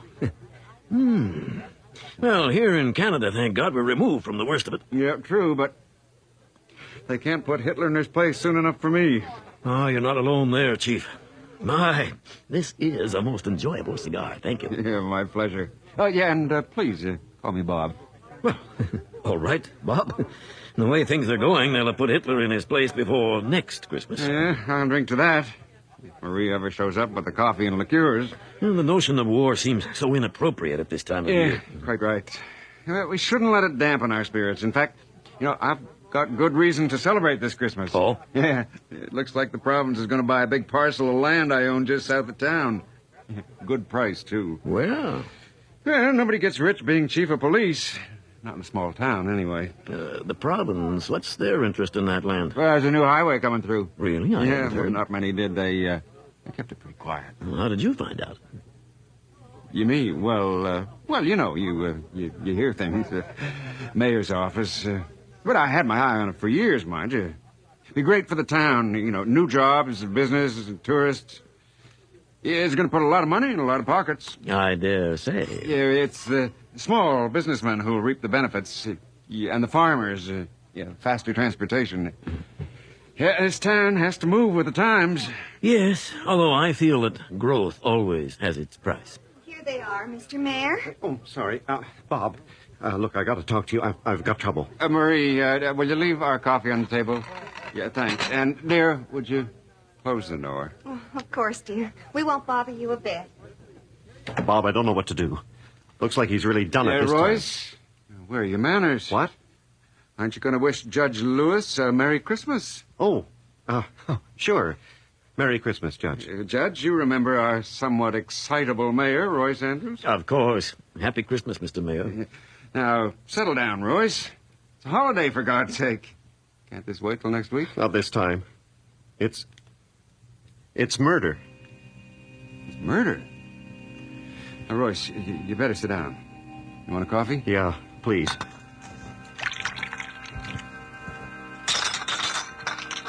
Royce, what? Sorry, Bob. My God, I can't stop shaking. Judge, you'll have to excuse Royce. He's not used to these calamities. I understand. But it would appear that Port Pike is apparently not so different from the big city after all. Yeah, what happened, Royce? It's old man Noakes. The mailman? Yeah. He's dead. Killed out on Ashby Road. Looks like a hit and run. Any suspects? I'm afraid so.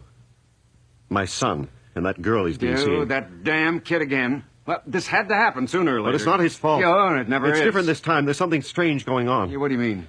They found Noakes dead on Ashby Road, 200 yards from the crossroads, where they figure he was hit. But apparently he had just delivered mail to someone a mile off Ashby Road. And what's so unusual about that? Well, do you think he got hit, walked a mile into the bush, delivered somebody's mail, then walked a mile back to the main road to drop dead? That doesn't sound very plausible. Whose mail did he deliver? Some old woman named Marjorie Fison. Lives in the old Benson place. I didn't know anybody lived up there. Neither did I. But she does, all right. A strange one.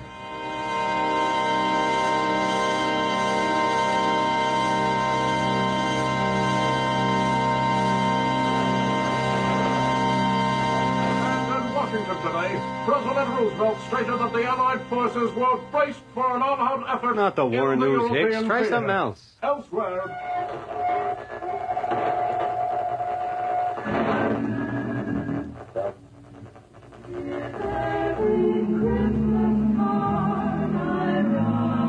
That's more like it.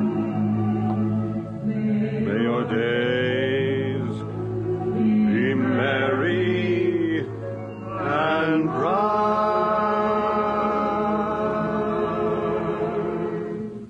and may all your Christmases be white.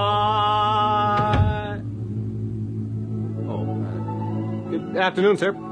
As you were, Benham. Except for the singing. Was Bing Yes, sir. Crosby singing The radio, White Hicks. Christmas.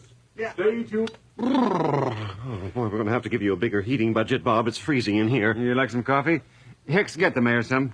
You, Judge? No, thank you.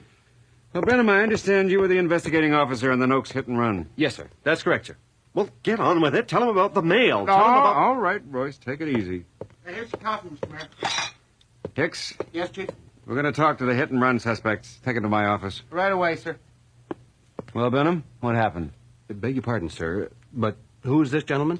I'm Judge Donald Lewis, retired. I'm here in an unofficial capacity. With all due respect, Judge, I can't see that we really need you. Royce? Here. Well, no, really, Bob. Don't you think this would be better handled as a private police matter? With all due respect, Mr. Mayor, that is your son in custody in there. I'm well aware. And he may be in need of some expert legal advice before the day is out. Oh, I see. Now, Royce, we have nothing to hide from an ex-judge. Besides, you were the one who told him the story. Yes, of course. I guess I'm just a little rattled. My son in jail. For the press. Yeah, we all understand, Royce. Benham, fill us in on the details. Yes, sir. The deceased was proceeding in a northerly direction on a two-wheel vehicle at approximately 9:28 a.m. His visibility impaired by a moderate snowstorm. The alleged impact vehicle... What the hell are you talking about? Yeah, Benham, you've been listening to too much Boston Blackie. Now, start again and make it simple so the mayor can understand. Yes, sir. Sorry, sir. It's kind of hard to explain. Let me draw it for you. Go ahead. Okay, now here's Ashby Road, running north and south. Yeah. And here's Simcoe Road, running across it east and west. Right. So it's at the crossroads, as far as we can tell, that Noakes was hit. He'd been heading north along Ashby Road. Anybody see him? Yes, sir. Checked that out myself. Charlie Decker put the lift bridge down for him a little before 9. Where is the lift bridge, Constable? Down here, Judge, about a mile south of the crossroads. Ah. And where did they find him? Up here, about 200 yards north of the crossroads. What about the car, Benham? I was patrolling eastbound on Simcoe, heading towards the crossroads, when I found a suspect vehicle in the ditch at the side of the road. Apparently, it had been heading westbound. Did another car force it off the road? I don't think so, Mr. Mayor. See, I didn't see any other cars west of the crossroads. And Charlie said nobody else had gone over the bridge that morning from the south, and we had to close the road a few miles north of the crossroads late last night because of the snow. Well, someone could have come along Simcoe from the east, hit Noakes, turned around and gone back the way he came. Yeah, what about that, Benham? The real culprit could be miles from here by now. Good point, sir. Aha. But I thought of that myself. There was a telephone repair crew working about 2 miles east of the crossroads on Simcoe, about here.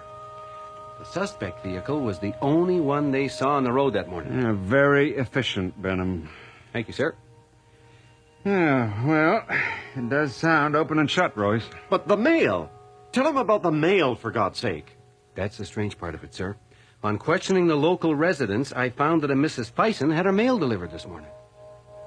Yeah, go on. Well, we found Noakes' bicycle here at the crossroads, and his body about 200 yards north. Mrs. Fison's place is between those two spots, about a mile into the bush. Dr. Jenkins said Noakes couldn't have lived more than 5 minutes after he was hit. Which begs the question, how did a mortally injured man drag himself 2 miles in a snowstorm, there and back, to deliver some letters? Well, Benham, what do you make of it? I don't know, sir.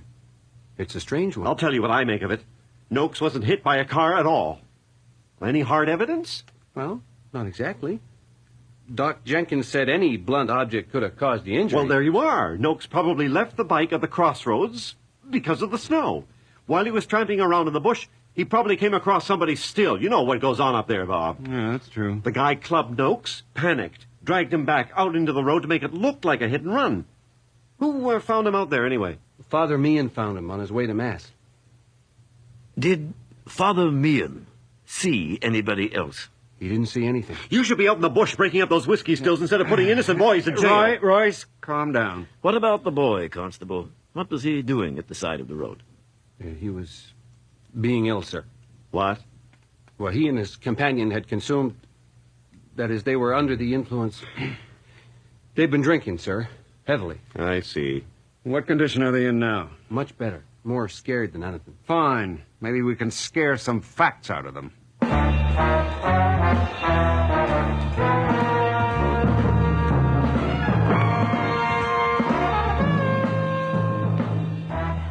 Damn. Look at the time. Probably breaking out the good stuff at the party by now. You want a cigarette? No. I still don't feel so good. Hey, don't worry. We'll be out of here in no time. Get to the party. We'll have a few drinks. Maybe a little fun on the way home. Oh, Jimmy. How can you think about that now? I'm sure we hit him. I'm telling you, we hit the bike. I just keep thinking about that awful thud. We hit him. It was the bike. Now, listen, my dad must have heard about this by now. There's nothing to worry about. Why didn't you stop? Why'd you keep going? 'Cause he was okay. You just keep your mouth shut and everything...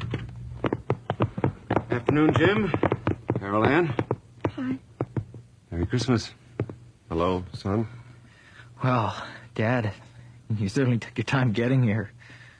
Who's this? This is Judge Lewis, son. Hello, Jimmy. He's here to help us. Help us? What do you mean? The car just went off the road. What's the big deal? He's dead, Jim. Now, I know you didn't do it. What are you talking about? Who's dead? Oh, Jim, I knew you should have stopped. Oh, God, what are we going to do? Philip Noakes is dead. Chief, I don't know what you're talking about. I'm telling the truth. Benham, you wait outside, please. What? Oh, yes, sir. I'll be down the hall if you need me. Jimmy, I think you better tell us what you know. I gotta sit down. Well, there's not that much to tell. I admit I saw Noakes. Stupid old man. He's right out in the middle of the road, and he's pushing that crummy bicycle. He pushed it right in front of the car. I sideswiped it, I guess. You guess you sideswiped it? Okay, I hit it. Stupid old... What did Mr. Noakes do? Do? Well, he was mad. He started swearing at me. You should have heard the language. Is that the way it happened, Carol Ann? Well, yeah. Yeah, that's how it happened. So Mr. Noakes wasn't injured at all? No, but he'd have wrung my neck if he'd stuck around. What did I tell you? It had to be somebody else. And then what happened? Well, it was snowing pretty hard. And just west of the crossroads, I must have hit an icy patch and skidded off the road. Were you drunk? No. Judge, you have any questions? Not just now. Then I think we should take a look at the scene of the accident. Bob, these kids have been through a lot today. Sure you're not going to hold them any longer? Yeah, right. I'm sure we could arrange Pardon for them. me, Chief. Perhaps you should examine the spot before you make that decision. Now, see here. No. He's right, Royce. We mustn't show any partiality. I'll have Hicks make you two as comfortable as possible. Benham? Yes, sir. Get my car. We're going out on Ashby Road to have a look around. Yes, sir. Right away. The judge and I'll meet you at the car, Royce. Be right there. You better be telling the truth, boy. The chief has helped me cover up your little adventures in the past, but this time, it's serious. Mr. Andrews, it wasn't his fault. Shut up, you little tramp. I suppose you bought him the liquor. Dad, what are you... Hey, Jimmy! Listen, if this thing goes to trial, there'll be more on the line than your skin. The chief and I have a good thing going. We don't need this kind of trouble. Do you hear me, boy? Yeah. I hear you. And you better pray it's not too late.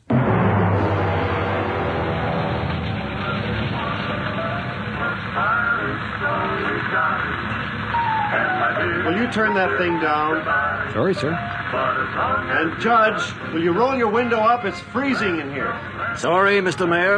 It was getting a little smoky. Okay, I'll put it out. Hey, there's the car up ahead.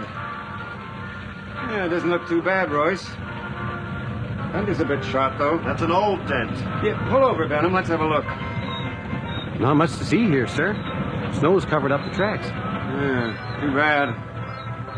Well, maybe we'll just go on to the crossroads. I'd like to take a quick look, if you don't mind, Chief. Waste of time, if you ask me. Go right ahead, Judge. Benham, you go along with him. Yes, sir.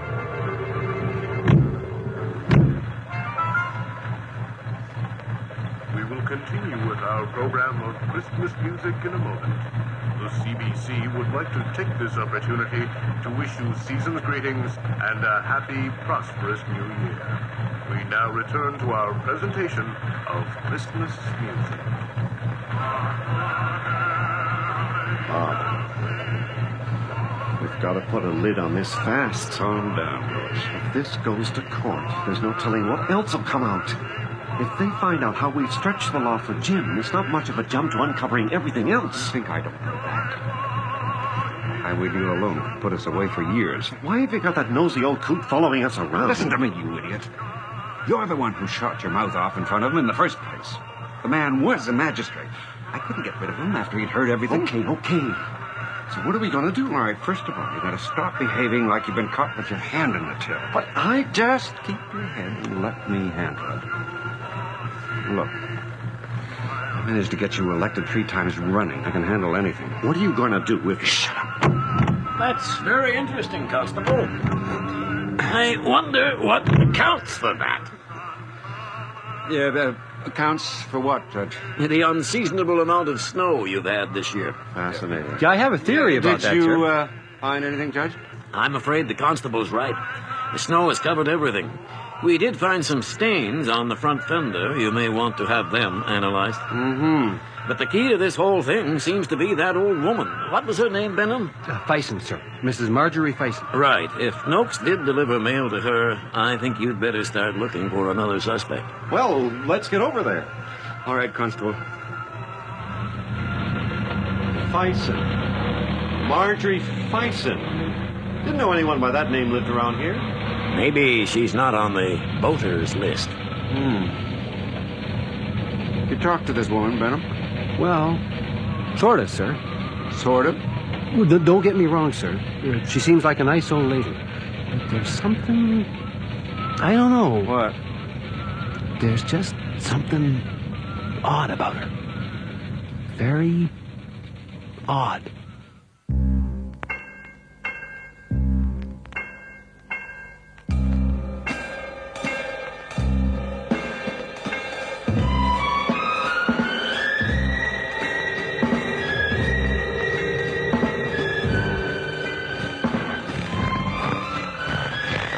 Seems unlikely a dying man could have covered this much ground. Any tracks when you were here this morning? No, sir. The snow had covered everything. You all right, Judge? I'm fine, but I think we're losing the mayor. Hey, my shoe came off. Oh, for... Well, maybe we better wait for him. Is it much farther? Just see the roof behind this hill. Looks a bit run down. Yeah, the place wasn't lived in for years. No wonder. Pretty isolated out here. How close is the nearest house? About 1.5 miles, sir. Damn shoe came off. My foot's wet, and it'll kill me. Where is the place, anyway? Just over the hill. Damn. Probably caught pneumonia out here. Well, this settles my mind. Nobody could make this trip after being struck by a car. Constable, you actually saw the mail Philip Noakes delivered? Yes, sir. They were all Christmas cards. About 15 or 20. Mrs. Phison made a point of showing me each one.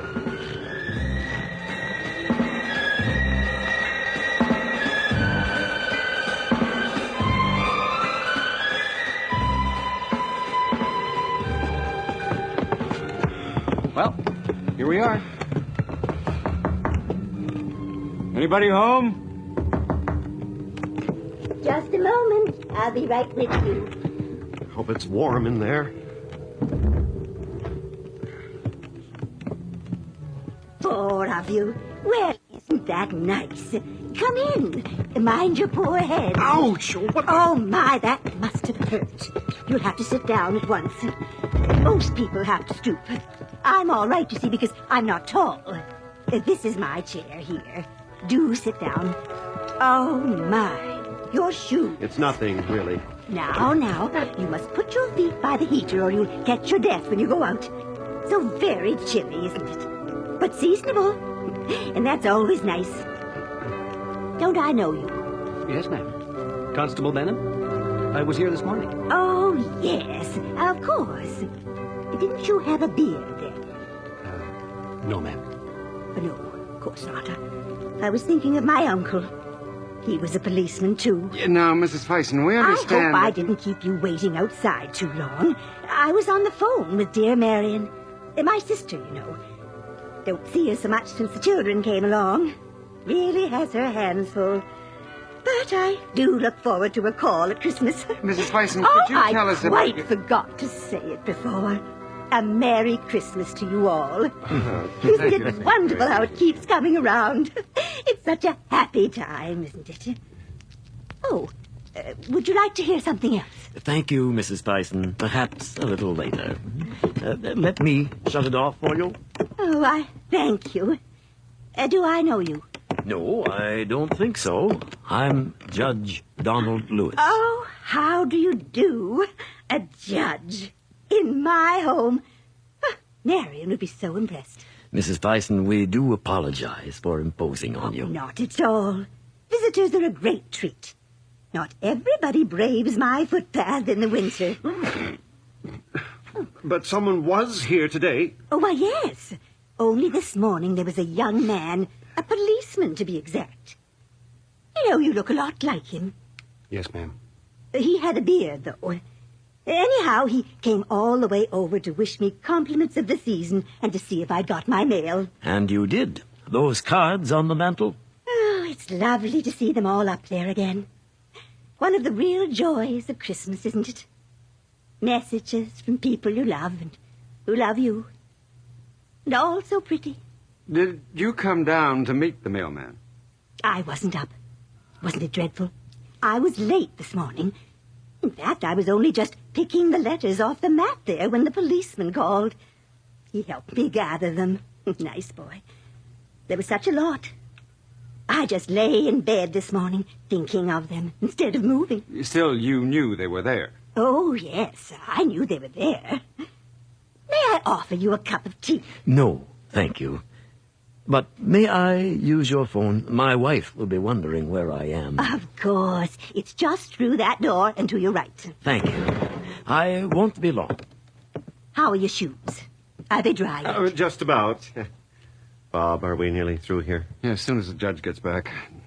Yeah, living way out here must have its problems. It's not so bad, really. A boy comes out every few weeks with my supplies. A visitor once in a while. And then there are my cards. Don't they look lovely? Yes, quite nice. You were right, young man. That's just the place for them. Thank you, ma'am. You taking up decorating, Benham? That's good. They seem to add so much to the place. This one in particular. It's from my son. May I see that? Of course. Oh, I do hope your wife wasn't worried. What? Oh, no, everything is just fine. You say this is from your son? His name's Daniel. Such a handsome boy. Strong chin, just like his father. I just can't believe he's old enough to be in the army. Really? Where is he stationed? It's on the envelope. France. What regiment? The Argyll and Sutherland Highlanders. I've heard of that one. Well, gentlemen, I think we've taken up enough of Mrs. Bison's time. I'll second that. You watch the beam, Royce. What's that? Duck your head. Thank you for your hospitality, Mrs. Bison. I hope we didn't disturb you. Not at all, not at all. Here's your son's card. You know, I think I'd like you to have that. What? Oh, no, I couldn't. Your son's card. I'm sure he'd want you to have it, too. Well, I Imagine a judge in my house. I don't know what to say. Of course you do. Merry Christmas. A very merry day, indeed. Well, let's go. Yeah, thank you for your cooperation, Mrs. Fyson. No trouble at all. Goodbye. Goodbye. Goodbye, Judge. Goodbye, Mrs. Fyson. Well, that was a waste of time. It had to be done, Royce. Benham, you better get more men out here and comb the area. Maybe Noak's killer hasn't got too far yet. Right, Chief. If you'd listened to me in the first place, we wouldn't have to come all the way out here. The killer's probably out of the province by now. Not unless he broke out of your jail. I think there's more to this than meets the eye. What? What are you getting at, Judge? Do you see any phone lines? Phone lines? What do you... I thought something was strange when I discovered the phone was disconnected. Mrs. Fyson said she had just received a call. You're right, Judge. You can see where the lines used to be hooked up. Yeah, that was the first thing.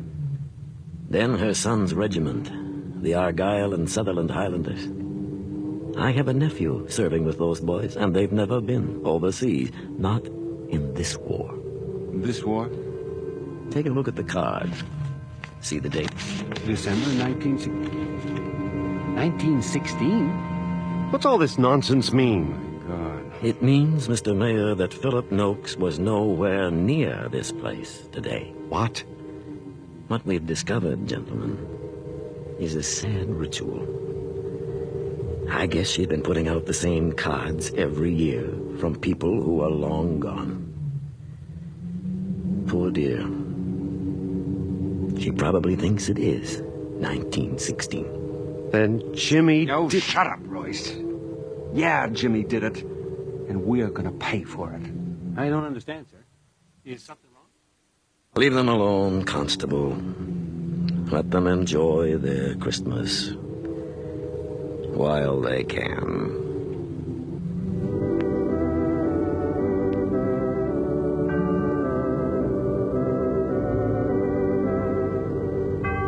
You have just heard On Christmas Day in the Morning, a dramatization of the Marjorie Allingham short story by Don Dickinson and Alan Gutman. Sandy Webster starred as Judge Donald Lewis, with Colin Fox as Mayor Royce Andrews and Arch McDonnell as Police Chief Bob Jacobs. Sandra Scott played Mrs. Fyson, and Robert Haley was heard as Benham. Elva Mae Hoover played Mrs. Jacobs, as well as Carol Ann. Michael Wincott was Jimmy, and John Stalker played both Hicks and the radio announcers. Our recording engineer is John Jessup, with sound effects by Bill Robinson and Kathy Parry. Our production assistant is Nina Callahan, and the series story editor is Earl Toppings. Nightfall is produced and directed for CBC Radio by Bill Howell.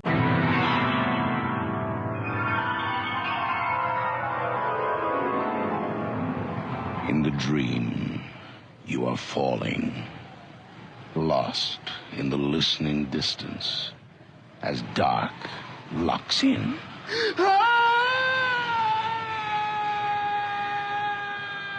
Nightfall.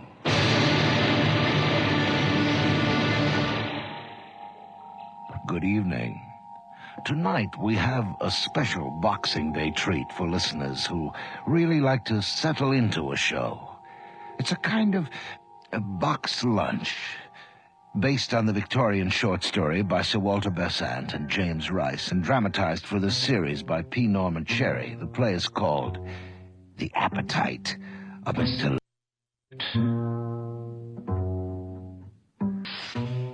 You wonder. Yes, I see you wonder at me, and plenty why I eat and drink. Let me tell you about it. Let me tell you how I disagreed with something that ate me. My appetite was hereditary. One of the few things I can remember of my mother was a constant complaint that my father used to eat her out of house and home. It was the same when I became a strolling player, wandering the provinces with a down-at-heels troupe of actors. We were poor as church mice, but it was share and share alike, and they said I ate for four. For all my hearty feeding, I was slim and played Romeo very badly. Sweet, good night. Good night. This bud of love, by summer's brightening breath, may prove a beauteous flower when next we meet. Good night, good night. As sweet repose and rest come to thy heart as that within my breast. Oh, wilt thou leave me so unsatisfied? What satisfaction canst thou have tonight? The exchange of thy love's faithful vow for mine.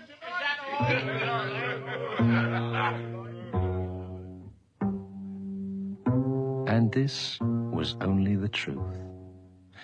For I loved and was loved by Juliet Cairns, named long ago for Shakespeare's Juliet by her father, the theatre's owner. We dared not show our attachment for very fear of Mr. Cairns' anger.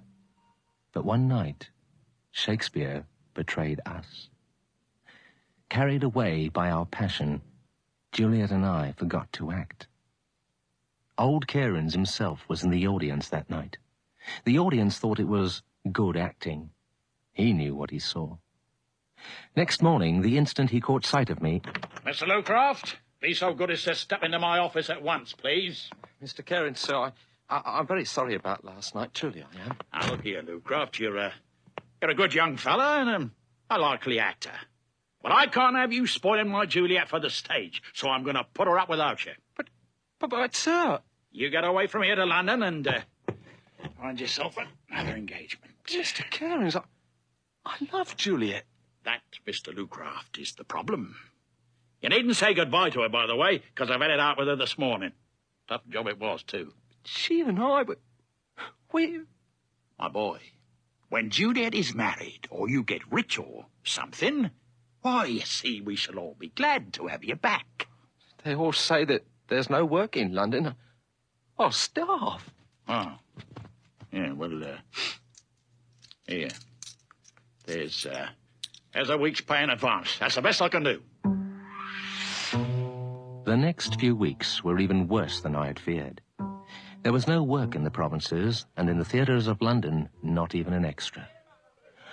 One day at noon, after paying the rent, I found myself without a penny and gnawed by a hunger greater than I'd ever known. Faint and starving, I leaned against a lamppost outside a dining room where a host of people were lunching. Hares, fowls, and turkeys were piled high in the window with boundless prodigality among a wealth of carrots, turnips, and cauliflowers. And through the open doors came a perfume more delicious than the sweetest strains of music, accompanied by the torturing voices of diners. Waiter, roast beef with plenty of brown. Oh, heavens, plenty of brown. Roast mutton underdone. I love my mutton underdone. Roast veal and bacon with stuffing. A dish for the gods. Calf's head for two. I could eat calf's head for a dozen. Pudding. Soup. Fish. Cheese.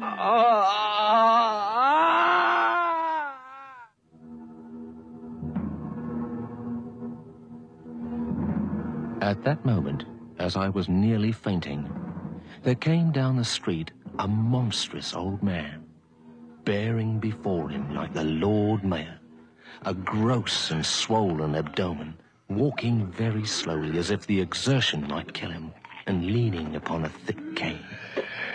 He had white hair, white whiskers, and a purple face. Indeed, he might have resembled St. Nicholas, except for his eyes, flushed with red veins that gave him a wolfish expression. Young man, you look ill. Have you been drinking? No, sir. I'm only hungry. Oh, so hungry. Here's a pretty fellow for you. Hungry? A most enviable position a man can be in, and he dares to complain at his lot. Complain? What are the lower classes coming to next, I wonder? This London is a gigantic caravan, full of the most splendid things which it only wants an appetite to eat, and he's got that, and he laments. What is the use if you have no money? Is yours a small appetite as a rule, or is it a large one? Large? Huge. Born with it.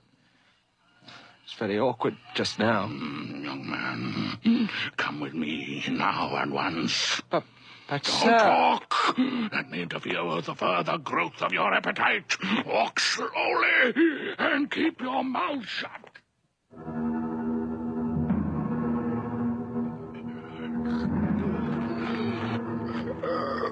Pushing me down a maze of alleys, he lumbered close behind, muttering to himself with that awful chuckle and grunt. So, what a fine young fellow it is. What room for the development of the alderman's arts. What a backbone for the support of a belly. Heavens, what a diner might be made of this boy if only he had money. Turning into a narrow hidden court, he bent with great difficulty to a little black portal. It seemed to blow into the keyhole with his mouth. What shoulders he has for a table, and what legs to put under it.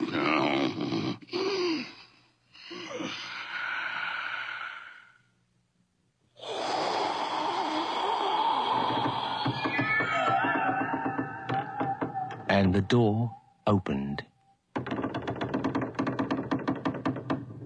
And then it shut behind us of its own accord. We stood in a large room, resplendent with the light of at least 40 wax candles, in whose shimmer there gleamed a magnificent dining table, set for one. And beside it stood what I then thought was a man. Young sir, permit me to introduce my servant, Boldenage. My heart be delight to meet friend of Massa. You have a pretty tasty name, sir. To have a servant black as night and call him Snowball. Boldenage, what do you think of him? Oh, him a very fine young man, Massa. Got lovely appetite developed. Him live much longer time than last other young man. How much do you think he eat tonight? We will try him with a late luncheon first, Boldenage, and then pronounce on his performance. Young men do not always come up to their profession. What time Massa dine himself? I don't know. Perhaps not till 9 o'clock. Perhaps not then. Vanish, Boldenage, and serve!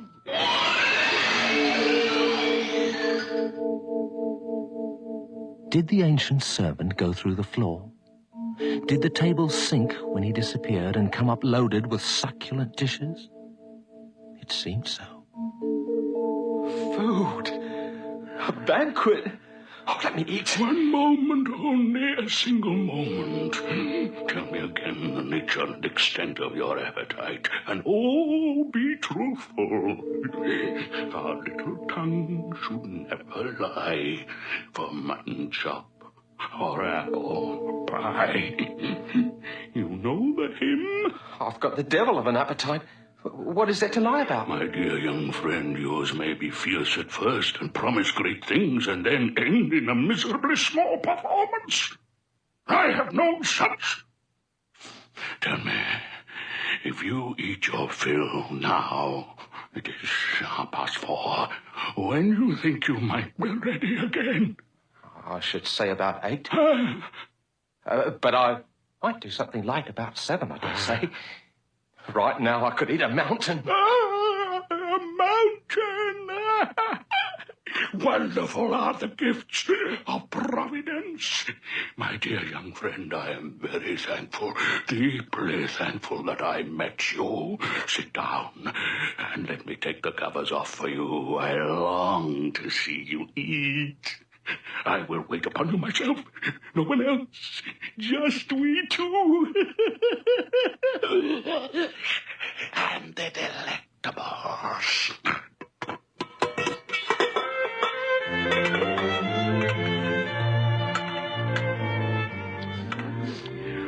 Papa's eggs. He has eaten a whole 6. Turtle soup. Gently, my young friend, gently. Humor your appetite. Don't drive it. Fill it of soul with white grapes and almonds. It's like watching mighty Caesar. Look at him. Sweetbreads and burgundy wine and mushrooms.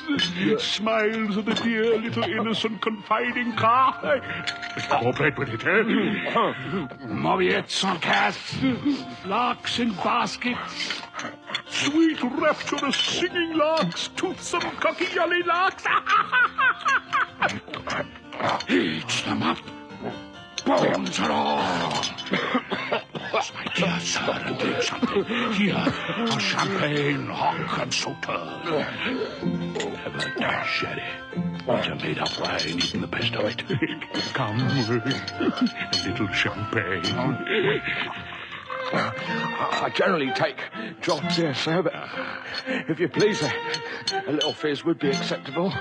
Now, my Nero, my palace of Troy. Curry chicken with salad, rice, and chestnuts. Stuffed quail. Nightfall brochette. It takes all 3. My Alexander, my Goliath of cats. Plenty of rice, my Napoleon. Here's more, much more.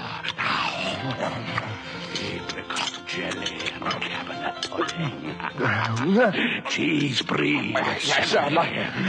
Tug on a port with the cheese, huh? Oh, King of Bashan. Now, last of all, strong black coffee and a teeny tiny glass of liquor.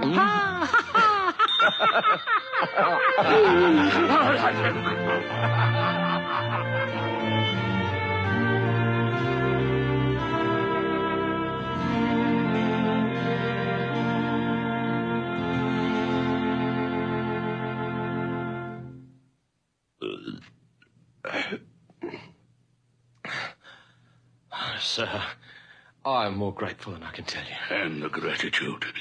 Tell me, do you feel any sense of repletion? Is the blood mounting to your head? Quite free from giddiness? No thickness in the speech? Why, no, sir. I am, as you see, an ostrich. An ostrich, you say? Oh, no! It's providential, my finding you. Our blessings truly come when we least expect them. Come, to business. Business? Are you perhaps offering me a clerkship in your office, sir? No, listen to me. You have no money. In a few hours you will be hungry again. You will feel great pain and suffering greater than is felt by men less largely endowed with a supreme blessing. Appetite. Oh, it is a great trouble to me, sir, when I am hard up. Why, there, we are agreed already. Let us have no more beating about the bush, young man. I will rid you of this nuisance. I will buy your appetite off you. I beg your pardon? A strange offer, I know, but nothing easier. Read this. I, Luke Lucraft, being of sound mind. How did you know my name? Just man a mere detail. Read on.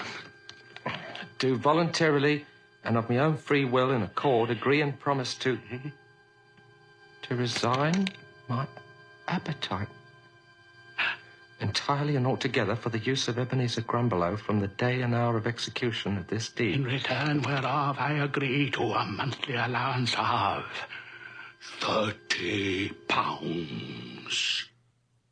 Well, what do you say? I think I should like some time to reflect. Reflect? What the devil does the boy want to reflect about? Has he got a penny, a friend, or a chance in the whole world? Now or never. Answer. Well, I accept your offer. Why, there's my brave boy. Boldenese! You very lucky man, young master. Thank you, my dear sir. But there's no ink.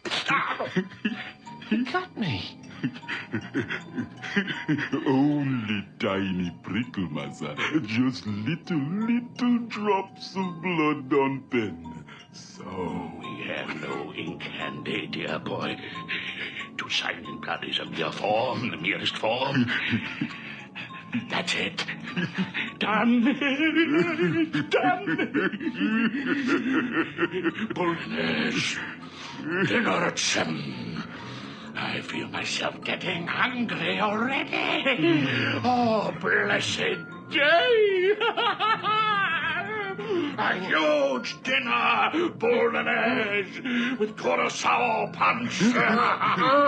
Why, Massa Grumbelo, I think young Massa gonna swoon. Just like the lady in a play.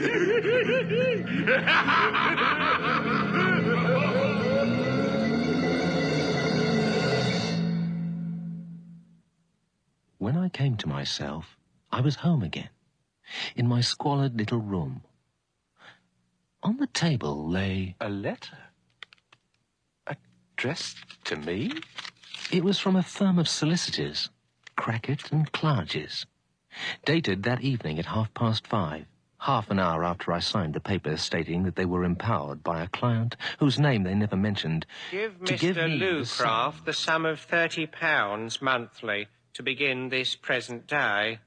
Payment will be made in person to Mr. Lucraft, who is requested to call at the firm's offices, 16 Lombard Street, at his earliest convenience. I stared at the letter with a mixture of stupefaction and horror. The monstrous feast, the bargain, were no dream then. And how had they got their instructions? The clock struck 7, and slowly, surely, a sensation began to grow in me. At first a sense of fullness, then repletion, and finally of choking, as if I were eating too much. By a kind of awful insight, I knew at once what was going on. The old man was taking his dinner, and taking more than was good for me. Soon, soon he began to drink too much as well. Oh, my God! I'm getting drunk and I haven't touched a drop. My head began to spin. Sugar sweetness, bite of lime, and lemon fumes of alcohol like steam from a volcano filled my throat. He was drinking, gulping the curacao punch. I would run to find him, tear up the agreement, but... His name? I've forgotten the old glutton's name. He's taken his name. Oh, my God, from my head.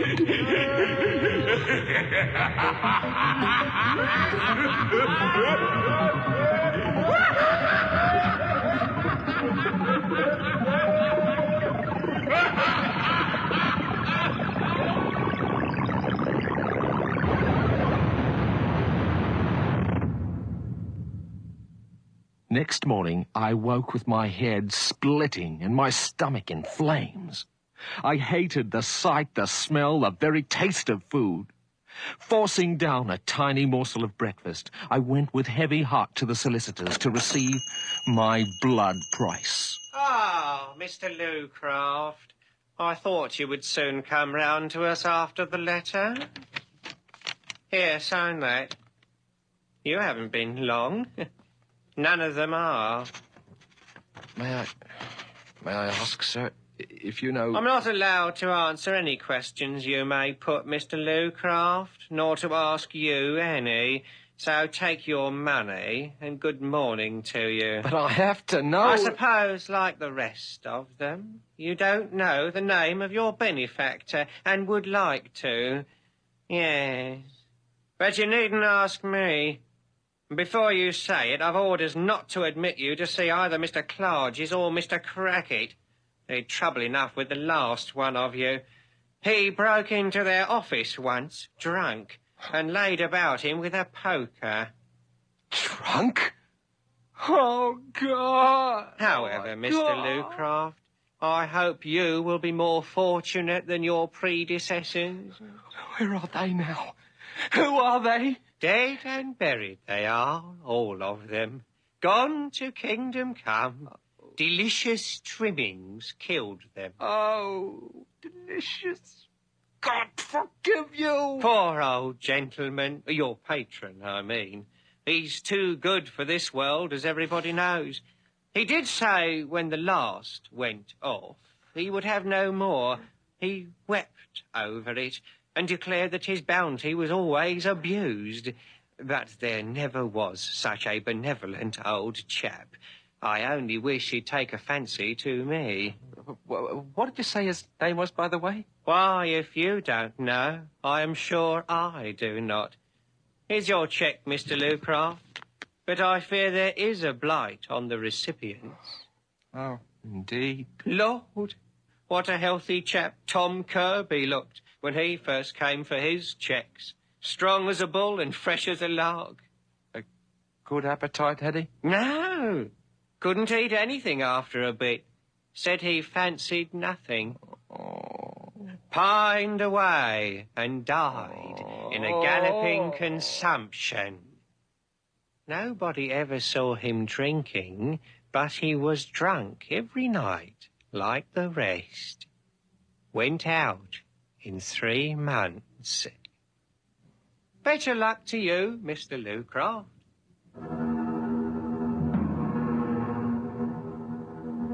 From that moment on, I lived in hell. Every day at 1:30, the grossness of his heavy feeding weighed me down. But at least at midday he drank. At night, it was pure horror. His dinner began at 7. At 8, I was gorged and choking. At 9, I was drunk. One morning, I woke up in a police cell with no idea how I'd got there. And on the next, I lost my lodgings. Mrs. Grogan, I Not swear an to you... hour after your week's up. Not if you was to pray on your knees shall you stay. Neighbours next door threatening the police, and me a quiet woman for 20 years. I detested food and drink, and I detested life. My bones protruded. My hands began to tremble like a drunkard's. Your cheque, Mr. Lucraft. Look here, sir, you know you're going it worse than poor Tom Kirby. What is the good of a fella's drinking himself to death? Your poor old gentleman was here yesterday, asking me how you looked, and if you continued steady. Pull up, old man, and knock it off. Asking how I looked. Oh, I'll wager he was. That hardened old voluptuary, that secret murderer, he must have noticed by the falling off of his splendid appetite that I was going down. And he was resolved to kill me off by drinking me to death. In my misery, I was determined to forestall him. I prepared to kill myself first.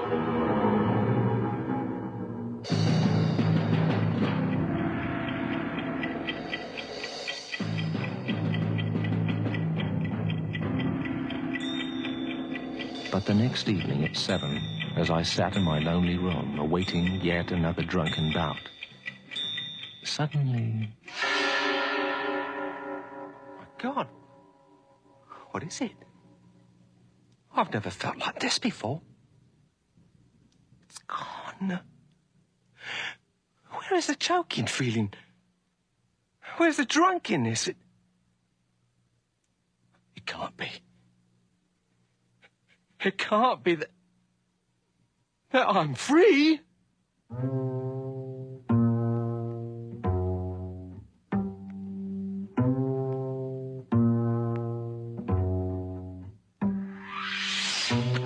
Where is he?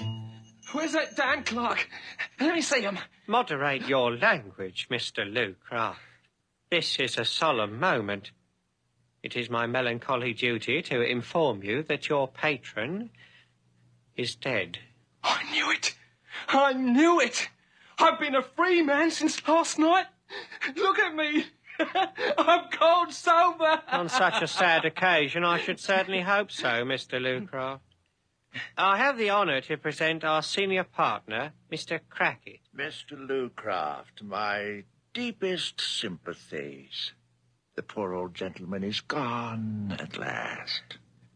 Apoplexy. I know. I didn't understand it at the time, but I felt him. I felt him depart last night. A most affecting sympathy. If you will examine this deed, Mr. Lucraft, you will find that Mr. Grumbelow is as generous to you in death as in life, sir. Grumbelow. That's the name. Grumbelow. Why generous? He has left you £500 in his will, Mr. Lucraft. Look. 500. What for?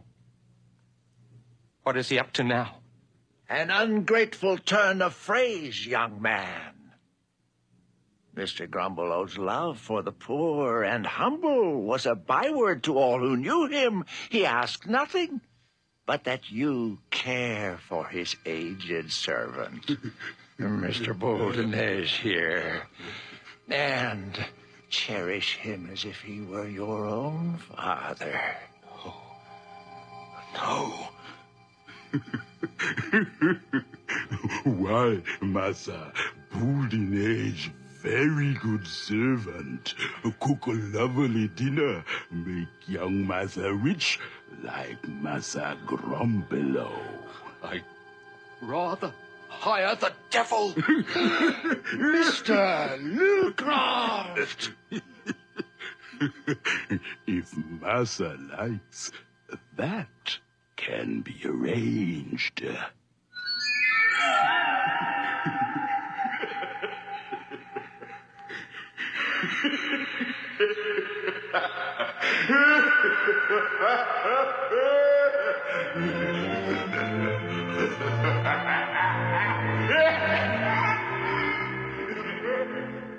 I fled that dreadful presence forever.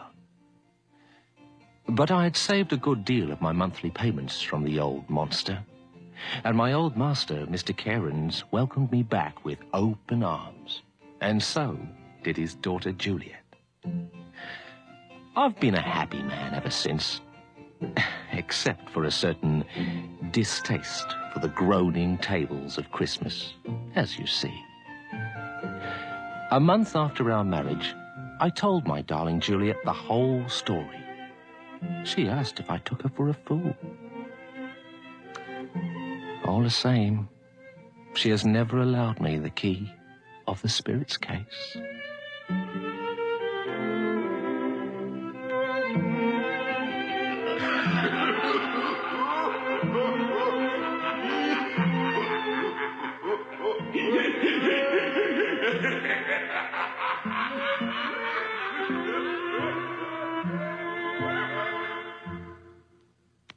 You have just heard The Appetite of Mr. Lucraft, the short story by Sir Walter Besant and James Rice, adapted and dramatized for radio by P. Norman Cherry. Featured tonight were Graham Haley as Lucraft and Douglas Campbell as Ebenezer Grumbelow. Nikki Guadani played Juliet with Leslie Yeoh as Mr. Cairns. Abbott Anderson played the mysterious Boule de Neige, and you heard Robert Christie as Mr. Crackit and John Peters as the law clerk. Other voices in the cast were played by Maureen Fitzgerald. Our recording engineer is Ray Folsick, with sound effects by Matt Wilcott. Our production assistant is Nina Callahan, and the series story editor is Earl Toppings. Nightfall is produced and directed for CBC Radio by Bill Howell.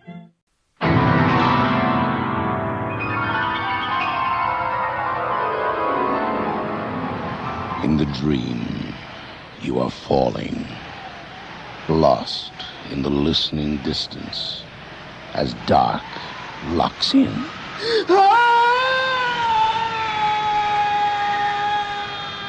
Nightfall.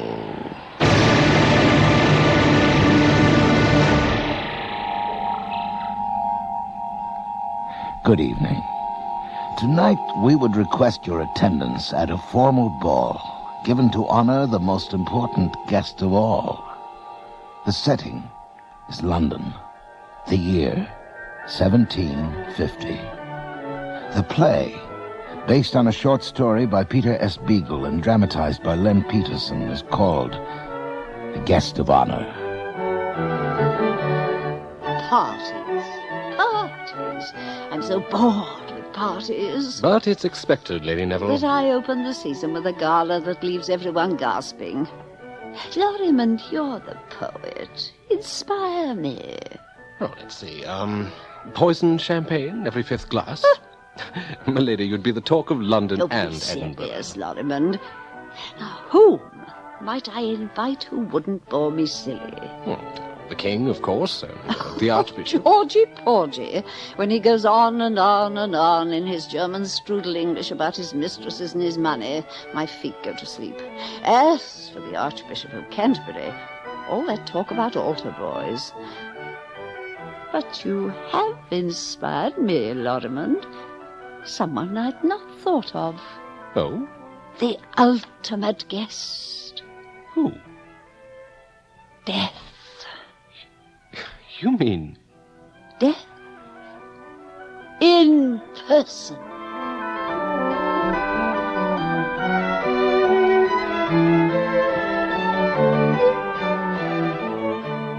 It would never have occurred to me. Such a stunning idea.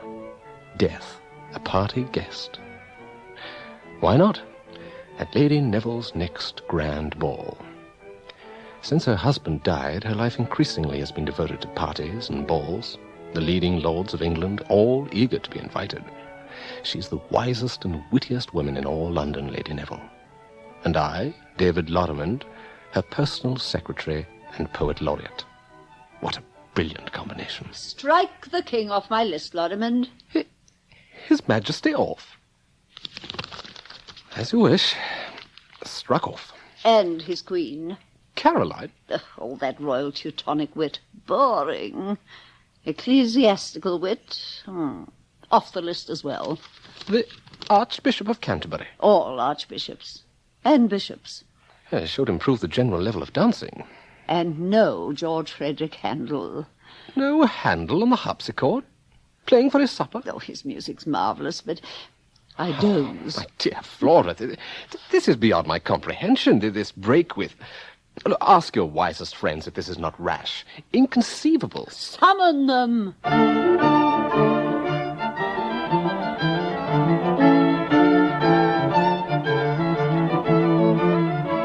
Thank you for coming, Colonel Compson, Lord and Lady Torrance, Condessa della Cantini. I am to break the news to you. News? For her grand ball to open the season, Lady Neville has struck off all eminences except you few. Even the king is off the list. But Flora loves court gossip. No more. But a ball without... And she has had Handel. Had Handel? Had Handel. More and more, my dear friends, I find my parties entertaining everyone but me. But Flora, darling, the secret of your long life... Not finding anything dull. Now everything is intolerable. Going to parties to be bored, especially my own. So you intend... To my next ball, I shall invite the one guest not even I shall find boring. Lady Neville, do tell. The guest of honor shall be... Death himself. Charming. Death? Lady Neville, you are jesting. Death will come when ready. Why hurry him? Oh, Colonel Compson, if Death has plans to take any one of us on the night of my party, he will come, whether invited or not. And if he has no such plans? Then I think it will be diverting to have Death among us. And if he is in a good humor, offering us a A trick or two from the beyond. Lady Neville Death is so busy, I doubt he'll accept your invitation. No one has ever refused an invitation of mine. Well, it'll certainly be the unforgettable event of the season. Death dancing at Lady Neville's ball. One difficulty, Lady Neville. Yes, Lordman. If sending an invitation, how do we address him? Is Lordship Death? That puts him only on the level of a Viscount or a Baron. Yes, His Majesty. And make him the King's equal? Well, impossible. Couldn't do that. His Eminence Death? David, so clever with words. Still, how's the invitation to reach Death? Who knows where he lives? Well, he must have a good address. Or does he live among the poor, their only friend? David Lorrimond, Death may be forced to deal with poor people, but I hardly think he seeks them out. Death must be a nobleman. Well, the question remains, what street and name or number of his residence? Darrell, my hairdresser, has a sick child. He was telling me just yesterday, and sounded quite despairing. Send for him, Lorrimond. We'll give him the invitation. Darrell, in turn, can give it to Death when His Eminence comes to take the brat. It should be done conventional. I see no other way. If your hairdresser refuses? Why should he? Milady, you don't think it a cruel thing to do? Lorrimond, get on with it. Fetch him.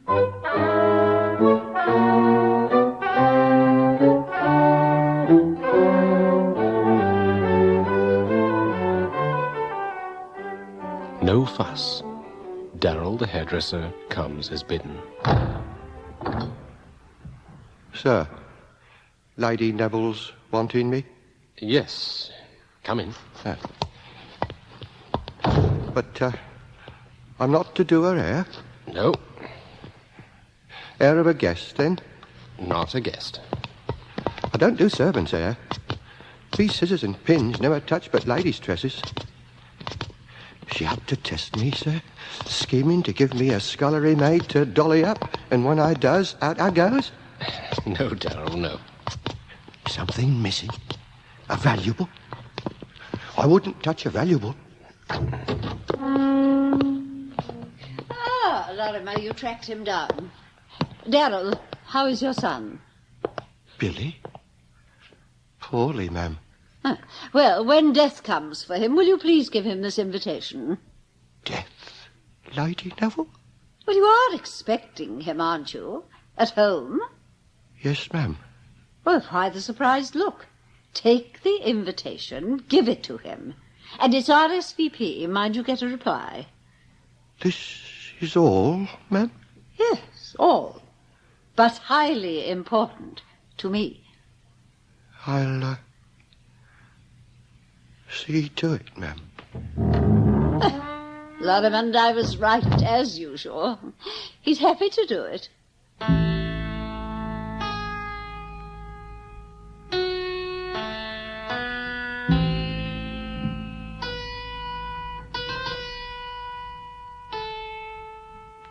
Darrell, the hairdresser, back. After only 2 days, with a small white envelope. Madam, Death gave me this. Oh, nice of you, Darrell. Thank you. Oh. Plain, tasteful calling card. Oh, where are my glasses? Oh, you read it, Lorrimond. Death will be pleased to attend Lady Neville's ball. Marvelous. Darrell, what's he like? Like? Yes. What is Death like? Death? Lorrimond, call Colonel Compson from the sunroom. He must see my little triumph. Yes, Lady Neville. Now, Darrell, tell me about his manner, his looks, his dress. Death. Well, it's hard to... Oh, why, you are being tedious, Darrell. Colonel, see what I have. This communication from... guess who? Yes, I am surprised. And not surprised. What could Lady Neville not demand and get? Ah, terse, isn't it? Indeed. But a plain card. No crest, no embossing. I find that peculiar. Not as peculiar as the writing. Almost a delicate hand. Refined? Cultivated? Well, there was nothing delicate about the death I saw on the battlefield. Slashing right and left. Black-armored. Stride a black horse. Darrell, how could you be sure it was death? What did death say? Are you trying to make fools of us? My little son. Lorimer, call the footman. But, my lady... Take this insolent fellow, give him a sound whipping, and throw him out into the street. Lady Neville, the poor man lost his son not an hour ago. And he must learn that I am not to be trifled with.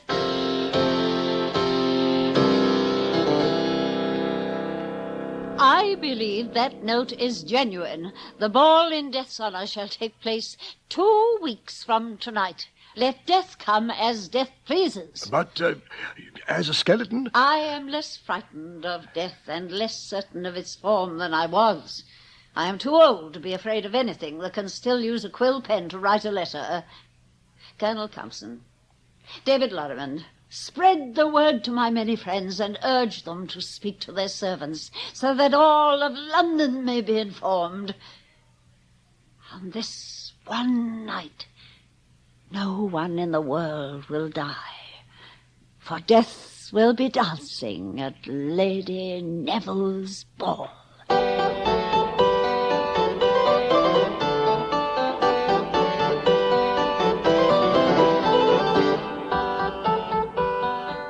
Lady Neville's Evening of Evenings. Everyone arrives early. Handsome carriages, fine horses, spilling up the great driveway to the Neville mansion. Like a grand funeral procession. Appropriate. Or not? What is fitting when one's honored guest is death himself?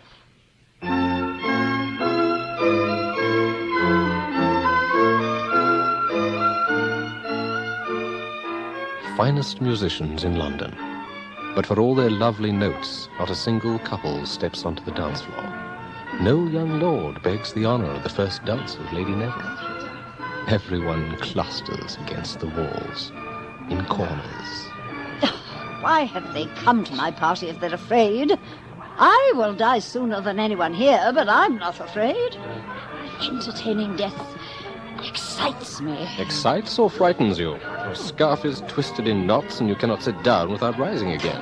David, fetch me a glass of red wine. I've brought you 7, my lady. 1 sip and you set it down and forget it. I do. Where is death? Where indeed? Far from punctual, I'm afraid. Death will not arrive until midnight. I feel it.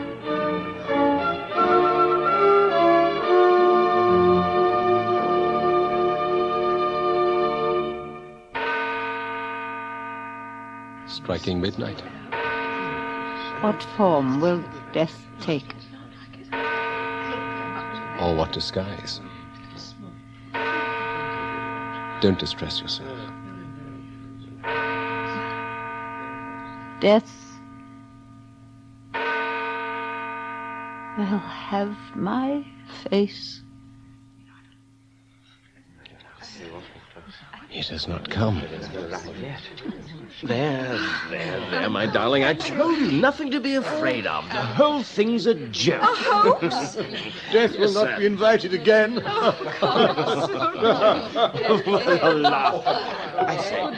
Lorimer, I am ruined. I wanted to give a ball so grand that those not invited would be publicly shamed. But how could I want to shame even their majesties? This humiliation is my reward. No. I am ruined and I deserve it. For my spite. Don't think that. David, get everyone dancing. Signal the orchestra. Yes. Play! Music will drown out all this mockery. Dance with me, David Lorrimond. You will not have another chance. I shall never again give a party. I am honored, Lady Neville, to have been invited to this, your last ball. Let them laugh. I did not fear death when they were all trembling. Why should I fear their laughter now?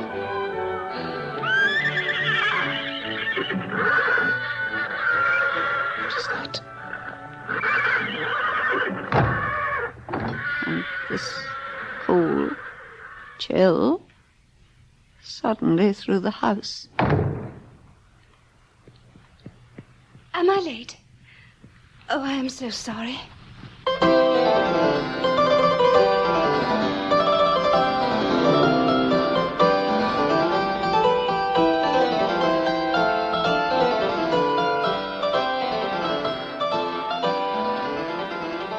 Before the footman can announce her, a lovely young girl in a white dress slips gracefully into the ballroom and glances about, smiling. Can that be she? I must go and greet her. Lady Neville, be careful. Take care. How incredibly youthful, attractive, vibrant she is. Welcome, my Lady Death. You are Lady Neville. Thank you for inviting me. You honor us. I must apologize, but I'd a long way to come, and my horse is tired. Lady Death, I'll have one of the grooms feed your horses and rub them down. Oh, no. Don't anyone go near my steeds. They're not real horses, and they're very fierce. And you, my lady? Real enough to accept this glass of wine? Thank you. Everyone, upon getting to know me well, finds me very real. I do not doubt it, dear Lady Death. Beautiful house you have. I wish I lived here. I shall one day.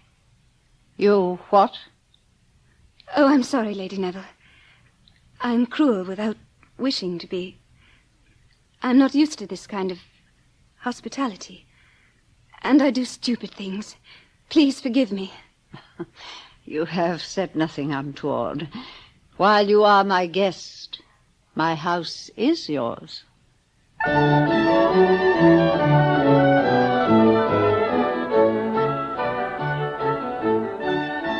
Oh, what lovely music. I have not danced in such a long time. I fear I've forgotten. She is surprisingly shy. What is wrong with all my young lords? Why is no one stepping forward to dance with her? You wish me to? No. David, stay by me. I'm near fainting. Is it because she is death, that sweet young thing, that none of these gallants will chance a gavotte with her? Ah, Lady Neville, look. Not all your gallants have failed you. Colonel Compson. My dear, exquisite young lady, may I have the honor of this dance? I was hoping you'd ask, Colonel Compson. You know me? I have seen you at a distance. Some brutal encounters I've had to attend. You were magnificent, Colonel. For such a vivacious girl, I am surprised. Graceless dancing. No notion of music or rhythm. The Colonel, though, keeping his dignity and humor. But his eyes. Look at his eyes. Oh, Lord. Glazed with fear. Still, I have never seen him dance so well. Inspires his lovely lady into flowing with him. Yes. That comes of having military ideals to uphold.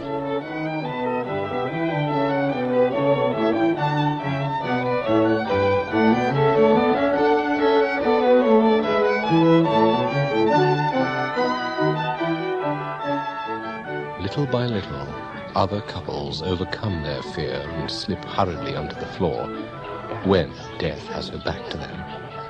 But no brave gallant tries to relieve Colonel Compson of his beautiful partner. Ah, I'm getting the feel of the music now. You are. If it is true... Yes? That I saw you at some of those bloody battles, how can you have changed so? How can you be now so lovely? I thought that among so many handsome people here tonight, it would be better to be beautiful. I was afraid of frightening everyone, spoiling the party. Well, most of your guests, Lady Neville, thought she would be ugly. But you, David, knew she would be beautiful. The musicians play on and on. Lady Neville dances with everyone except Death's captive, Colonel Compson. And now, no woman at the ball dances better than Death herself. They're jealous of Death. Passionately. I am not jealous of her in the least, and not afraid of her. Oh, who will not talk of this night for years to come?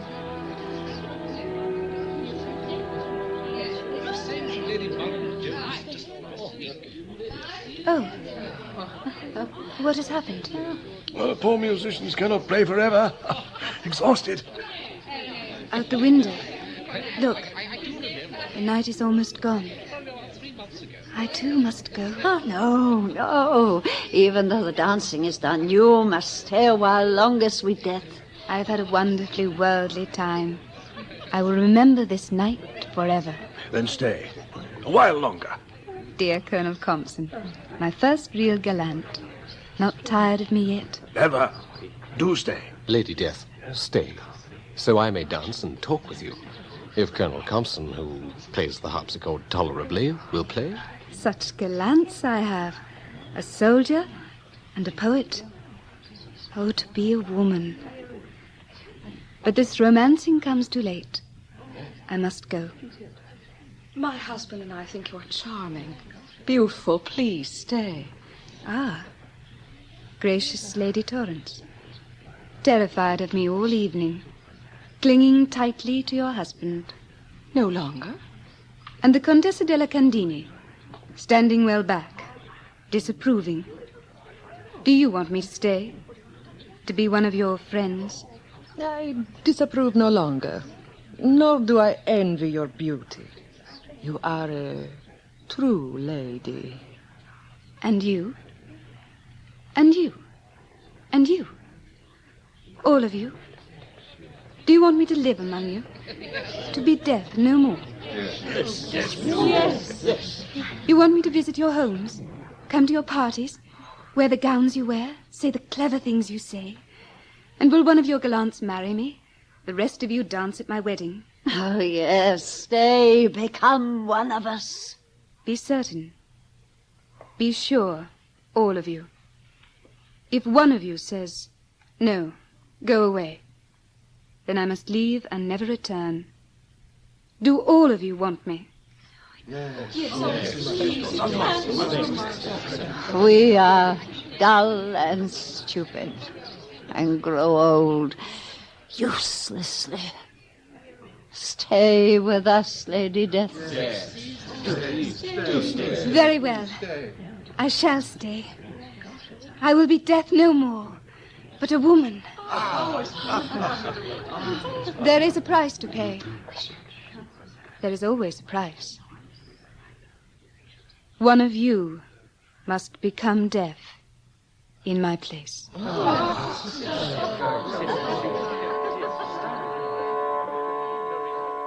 There must forever be death in the world. Will anyone choose, any of you, willingly, to be deaf in my place, so that I might be a woman? No one will offer? Then I must choose. And that is just, for that's how I became deaf. I never wanted to be this phantom. It makes me so happy that you want me to become worldly, mortal, a woman. I've searched a long time for people fond of me. Now I have only to choose someone to replace me, and it is done. The Contessa della Candini. Me? Me? No. Death's vocation is beyond you. And not Colonel Compson, of His Majesty's Household Cavalry. Too kind to become death. The task, too cruel to him. The Colonel himself wants to die so badly. Lady Death, must you be so shrewd, so cautious? Not David Lorrimond, the poet. No? You know so little of life. And I'm too attracted to you. You hurt me. And quicken me. Lord and Lady Torrance. You care too much for each other to take pride in being deaf. You are less capricious, my lady, than we thought. I was far from your age, Lady Neville, when I became deaf. What must it be like to be your age eventually? I have been this old mortal far too long. Lady Neville, the ideal one. I choose Lady Neville. I am honored. But is there no one more worthy? No one. No one so weary of being a human. No one who knows better how meaningless it is to be alive. No one else, certainly not here, with the power to treat life, the life of your hairdresser's child, say, as the meaningless thing it is. Death has a heart, but so empty. And your heart, Lady Neville, empty as a dry riverbed. Not always. But yes, since widowhood. You will be content as death, more than I. For I was very young when I became deaf. Still life-hungry. But you are aged, and close to the end. Death comes toward Lady Neville, lightly, her deep eyes wide and full of the morning's red sun. Everyone else moves back. Lady Neville, pale, thin hands clenched, watches Death come toward her with graceful, dancing steps. Lady Neville, we must kiss each other. That is the way I became deaf. Quickly. Quickly. Oh, I cannot wait to be alive again. You may not like it after a while. Perhaps not. I'll not be as beautiful as I am. And people will not love me as they do now. But I will be a loved and loving woman. For a while. Then die as humans die. I have done my penance. What penance? What was it you did? Why did you become death? I don't remember. And you too will forget. In time. Lady Death is smaller, slighter than Lady Neville, and so much younger. Perhaps like a daughter Lady Neville never had. Death lifts her head to kiss the old lady's cheek. You'll still be beautiful when I am ugly. Be kind to me then. I promise. Lady Neville's last human act. With dry, cracked lips, she kisses the soft, sweet-smelling cheek of young Lady Death.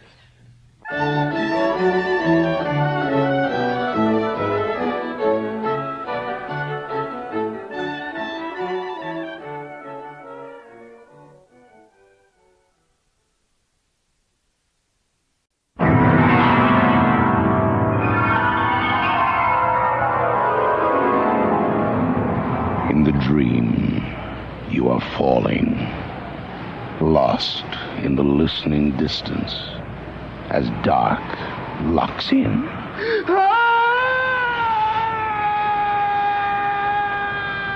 Nightfall.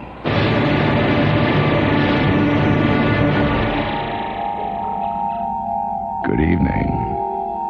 Do you know where your children are? I certainly hope they haven't met the central character in tonight's story. The play from the late-night pen of Max Ferguson is called Dark Side of the Mind.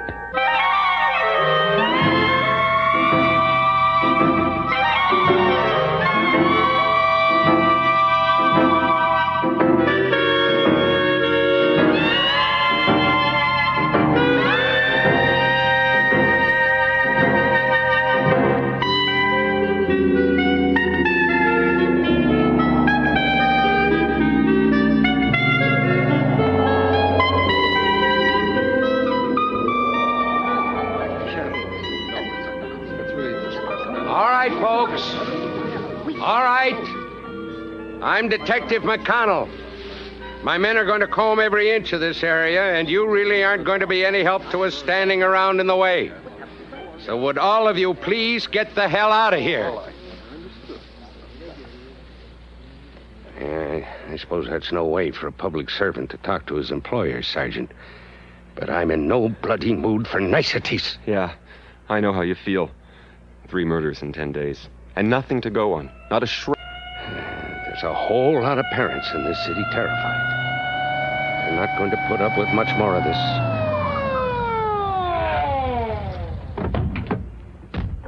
Oh, God. That must be the mother. Sergeant, this is going to be rough on her. Don't let her see the bruises that maniac left on the neck. Just uncover the face. That's all we'll need for ID. Right, sir. Ma'am? Ma'am? Could you come this way, please? My name is McConnell. I'm sorry to have to ask you to do this. Would you just let us know, one way or the other? Take me to her. Where is she? Sergeant? Yes, sir. Right over here, ma'am. Oh, my God. Oh, no. It can't be. Oh, no. Oh, no. I wish there was something I could say to help. I'll have someone drive you home. All right, Sergeant. Okay, men, let's go. 5 feet apart. To the far side of the ravine, then backtrack. We're going to keep at it till we find something.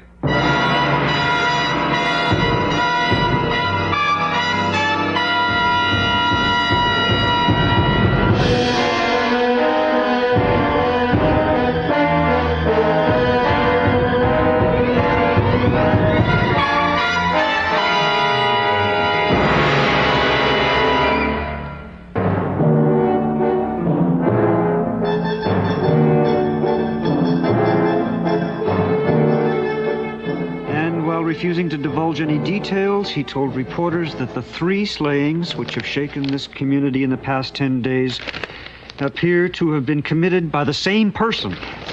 Meanwhile, funeral services for the tiny... That just makes me sick. Jeff, please. Well, I'm sorry, honey. I'm just upset and I'm angry. We all are, dear, but I don't think I can't think of that child without being disgusted by the whole human race. I'm afraid I gave up on the human race a long time ago, Jeff. Look, there's one very sick mind out there somewhere. Nobody's denying that. But let's not dump on the whole You're right, world. honey. You're right. And besides, I thought this little dinner was supposed to be a happy reunion. After all, we haven't seen Carl in, what, 15 years? 15 years, Carl. Can you believe it? That's a lot of water under the bridge, Jeff. Picture this, Verna. Yesterday afternoon, right? Busy Saturday, corner of Portage and Main, wall-to-wall people, and I spot this guy. Well, I should hope you wouldn't forget that handsome star quarterback. University. Oh, that's a long time ago, Myrna. Carl, why don't you stay over, huh? One more day. Oh, yes, Carl, that's a great idea. No. Thanks all the same, but I've got to fly out tonight. Got a board meeting in Vancouver at 9 tomorrow morning. Matter of fact, the limousine will be here in about an hour. I'd love to stay, really, I would. It's just that... Well, let's hope it won't be another 15 years before we see you again. Oh, we're sure to bump into each other on some street corner. Bring your wife next time. I'd love to meet her. I doubt it. What? You mean you doubt you'll be able to bring her, or that we'd love to meet her? Either way, Myrna. Carl was telling me when you were out in the kitchen, Myrna, that his wife is a dead ringer for you. Oh, for heaven's sake. Jeff, I didn't expect you to tell Myrna.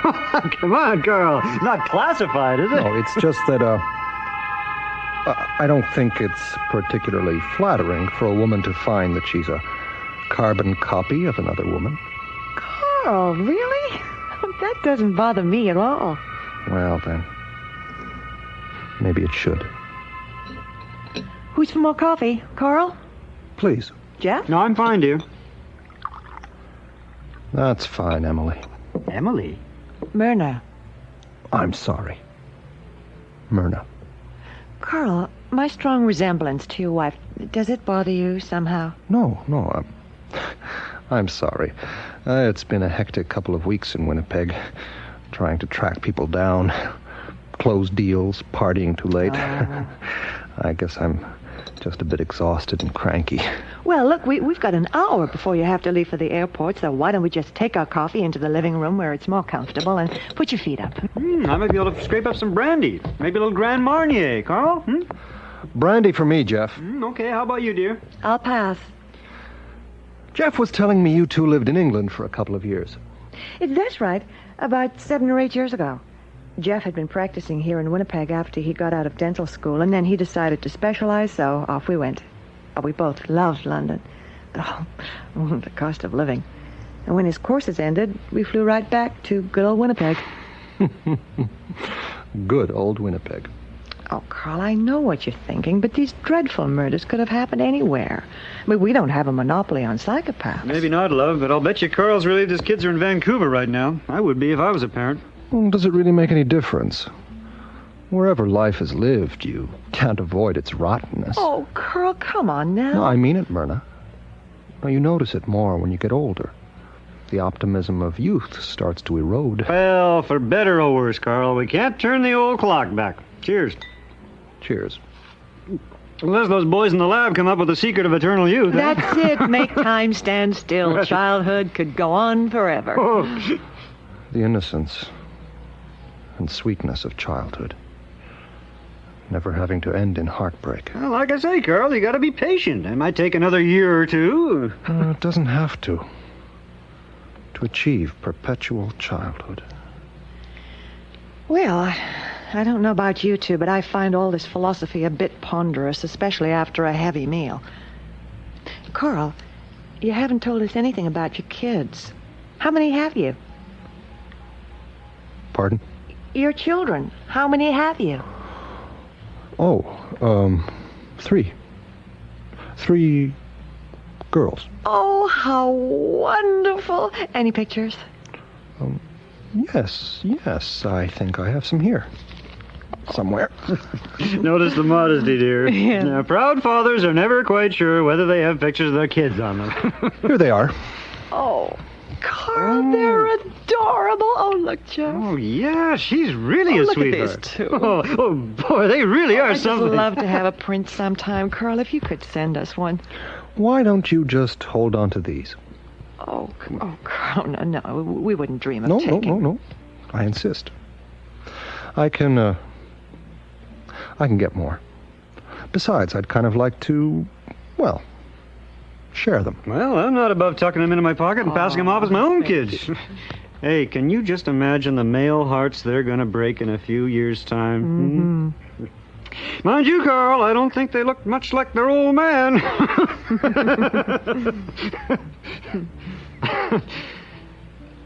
What do you mean by that? Nothing, Carl. Come on. You know the old put down. Excuse me a second. I better get that. Oh, Jeff, not tonight of all nights. Oh, for life before the invention. Hello? Dr. Robbins? Yes? Doctor, it's Mrs. Walters. I'm really sorry to have to call you at home, but my 5-year-old has had a raging toothache. She's been crying all afternoon. Well, I'm sorry to hear that, but, well, actually, I do have company, Mrs. Walters. Have you tried oil of clove? Yes, and I've rubbed alcohol around the tooth, but neither seems to work. Could you possibly do anything for her? All right, Mrs. Walters, bring her to my office. I'll head over now. I should be there in about 15 minutes. Oh, thank you so much, Dr. Robbins. I feel so badly about That's all right, you. Mrs. Walters. I'll see you. Bye-bye. Oh, the joys of dentistry. I've got to go, I'm afraid. Oh, Jeff, is it really that urgent? I'm afraid so, honey. Carl, look, I should be back in about an hour. There's any chance you'll still be Sorry, here? Jeff. I'll have to leave in about 30 minutes myself. Well, old man, it's been great seeing you again. I enjoyed it, Jeff. Thanks for everything. And we won't let another 15 years go by, all right? You bet. You bet. See you, Jeff. Well, I'll be back as soon as I can make it, dear. Jeffrey, aren't you forgetting something? Oh, sorry, dear. Love you. Hurry back, sweetheart. Kisses and sweet talk. Much simpler just to say goodbye.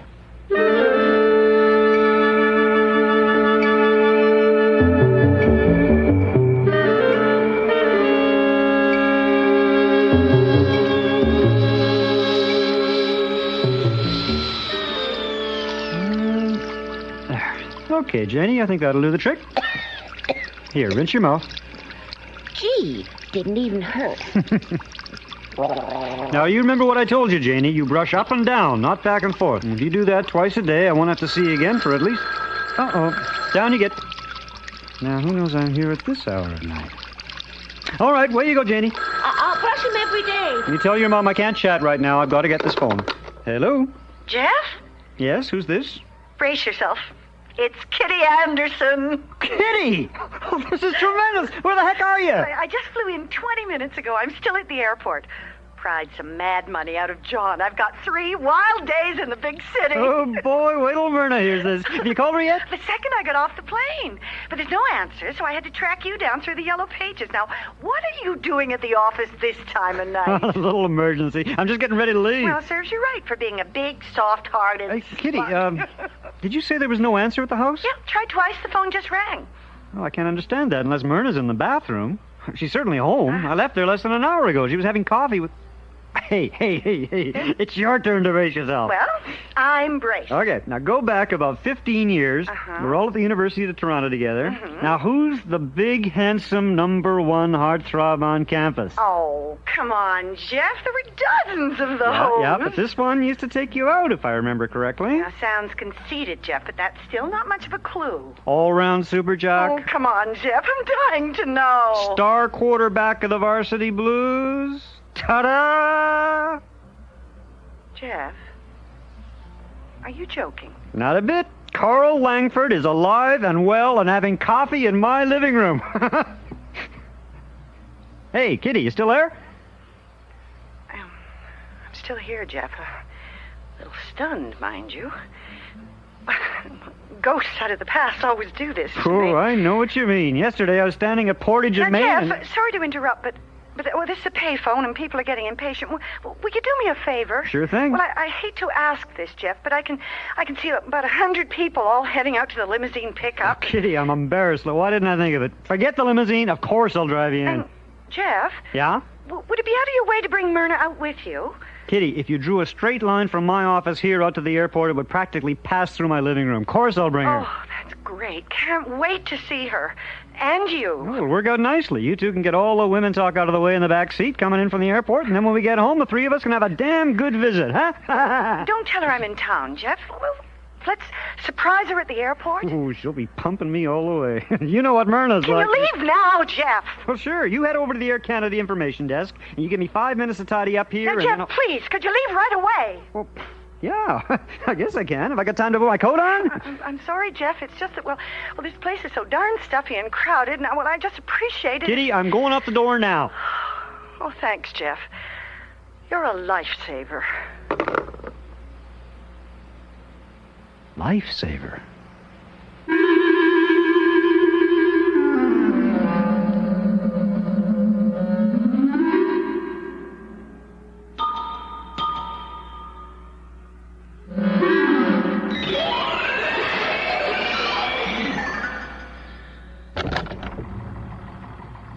I'm home!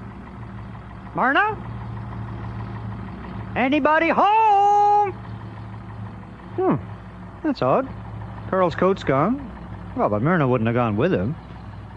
Are you in, Myrna? I'm upstairs, darling. Oh, did Carl get away all right? Carl left for the airport. I've got to find some place open to pick up some cigarettes. You in the mood for a drive? Myrna? I've just washed my hair. Honey? Oh, damn. Oh, what the heck. She'll be just as surprised when she sees Kitty coming through the front door. Okay, dear, it won't be long.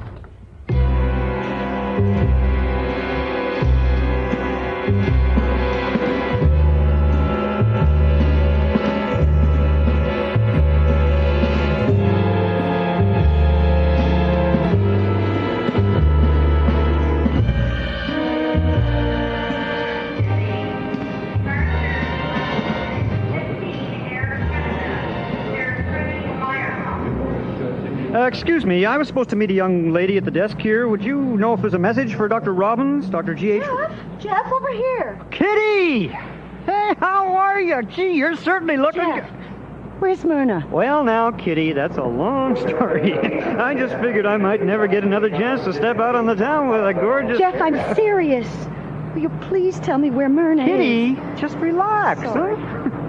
I drove straight home after I talked to you, and I tried to trick Myrna into coming under the pretext of getting cigarettes, only to find out she just washed her hair. So do I blow the whole surprise, or do I sneak out here and bring you back myself? Well, hell, I thought I'd made the right choice. Sorry, Jeff. Oh, sure you made the right choice. Is Carl still at your place? No, I'm afraid not. In fact, he's probably out here right now. Might even bump into him. Jeff, will you take my bag? I want to get the hell out of here. Now, hold it, Kitty.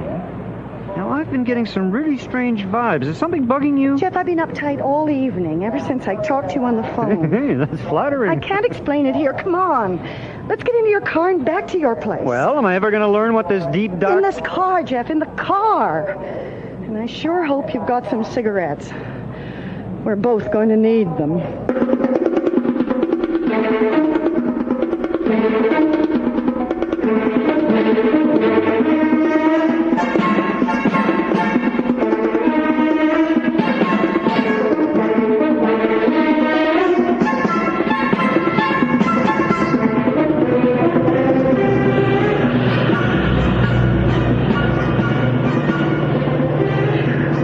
Thanks, Jeff. Okay, you've got your cigarette. Now, what's all this about? It's about Carl. Oh, my God, Jeff. How can you possibly not have heard? 7 years ago, it was on the front page of just about every newspaper in Canada. Myrna and I were out of the country 7 years ago, living in England. Now, what the hell are you talking about, Kitty? 7 years ago, Carl Langford was committed for an indefinite period to the mental institution at Penetanguishene. Well, that place is for the criminally insane. That's right, Jeff. Carl murdered Emily, his wife. Kitty, is this some kind of a sick joke? I only wish it were, Jeff. All of us who knew Carl were stunned. The trial was ghastly. Went on for more than a month. Now, wait a minute. I'm still trying to grasp all this. It's unreal. I know, Jeff. You remember the Carl we all knew at university. Yeah. Oh, something terrible must have happened to him. It may have begun when they lost their little girl. I didn't know about that either. That was about a year earlier. His wife had been out for the afternoon with some of her girlfriends for a couple of cocktails. Well, she might have had one too many, I don't know. But anyway, she left the bar, picked up the little girl at school to drive her home, and... An accident? Drove into a bus. Not a scratch on Emily, but the little girl was thrown out. Struck her head against the curb. Oh, my God. She was dead when they got her to hospital. Carl must have taken that pretty hard. He really went to pieces. This all came out at the trial. Carl started drinking heavily, turned completely against his wife. It must have been pretty awful for Emily. Terrible! Not many mothers could bear being accused of murdering their child. Carl did that? He never let up, drunk or sober. He even called her a murderer in front of their friends. It's hard to believe. Well, I guess things got more and more desperate for about a year. Drinking getting heavier, the fights getting worse. Carl's mind's disintegrating. Finally, one night he took a carving knife and slashed her throat. Oh, Mother of God. I'm sorry, Jeff. Did Carl turn himself in? No. They didn't find her body until almost a month later. What? Nobody even knew she was dead. Her mother would phone. Carl would explain that his wife was in the shower under the hairdryer getting dressed. Emily's mother came round to the house several times, only to have an apologetic Carl tell her his wife was out shopping, visiting a friend. Incredible. Oh, it gets sicker than that, Jeff. What do you mean? Well, after about a month of this strange runaround, Emily's mother became suspicious and the police were called in. What did they find? They talked to her. To Carl's wife? Yes. Carl met them at the door. The police explained that they wanted to speak with his wife. Carl was very polite and cooperative. He went upstairs to get her. The next thing the police knew, Emily was calling down from upstairs that the whole thing was outrageous. She was in her bath, but if they wanted to come up and take a peek, they were quite welcome, provided they didn't mind being sued for invasion of privacy. Kitty, you just said all this happened after she'd been murdered. I don't understand. Well, you're no more confused than the police were, Jeff. They were both backing out the front door in total embarrassment when one of them decided to take Emily up on her invitation. He got to the top of the stairs, and there was Carl in one of the bedrooms operating a tape recorder. He'd pre-taped her voice. Must have forced her to do it just before he killed her. I can't believe it. There were enough sentences in the tape to cover dozens of situations. What a crazy, demented... The sad thing is that when they lost their little girl, they didn't try to have more children. It was a tragedy, but perhaps if they'd gone ahead and had another... Kitty, she wasn't their only child. What? Carl has 3 children, 3 little girls. Jeff, I know for a fact there was only one. But Carl sat right in my living room early this evening talking about his 3... Hey, wait a minute. Jeff, what is it? For God's sake, they're here, right in my jacket pocket. Carl wanted me to have them. Have what? 3 snaps, one of each daughter. Now, here, take a look. There's a flashlight in the glove compartment. Here. Jeff, believe me, Carl had one little girl, Anne, who died. A year later, he was committed to penitentiary indefinitely. So he must have been let out only recently. If he was let out... God, Kitty, you're not suggesting... Jeff, Carl is a murderer. They just couldn't have released him that soon. You wouldn't expect so. And why did he lie about those photographs? Could it possibly be... Oh, no. What, Jeff? Kitty, on the front page of the Free Press today, there's a shot of a little girl. They found her body in a field just outside the city. The 3rd child in 10 days. Oh, dear God. Carl was lying about those snaps. That little girl in the paper. Oh, Kitty, I feel sick. Jeff, are you suggesting that... I'm not suggesting anything, Kitty. I just know that I've got to get home fast.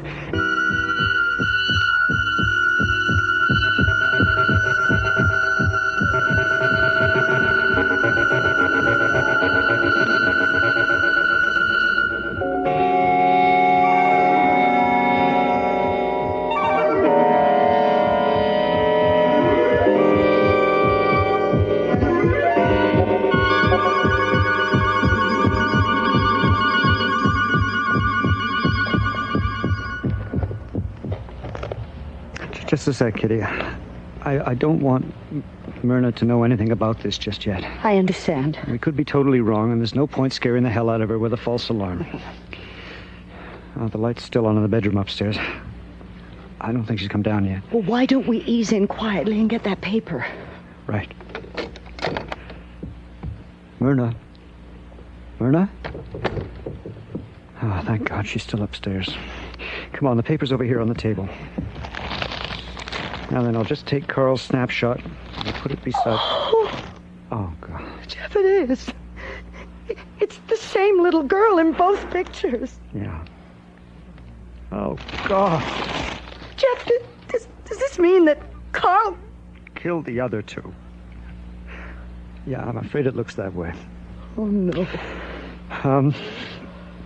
I'll call the police. You sit down, Kitty. Try to relax. I'll phone the cops. Then we'll call Myrna down. Do you want to pour 3 stiff ones? Oh, sure. Let her enjoy the surprise and then just try to break it to her as gently as we can. Here goes. Those poor parents. Such sweet kids. He took their pictures before he did it.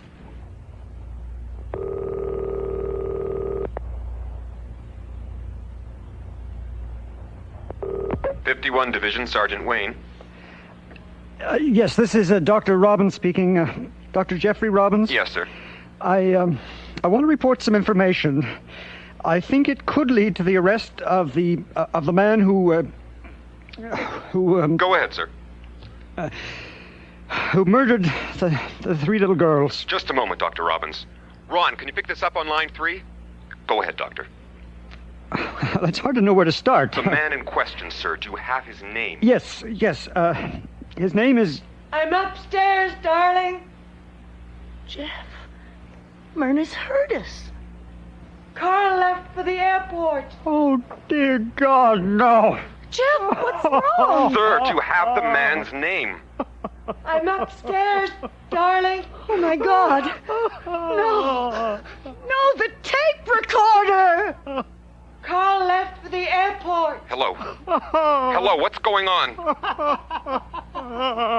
Dear God. He's still up there. Carl's still up there. I'm upstairs, darling. Oh, no. Carl left for the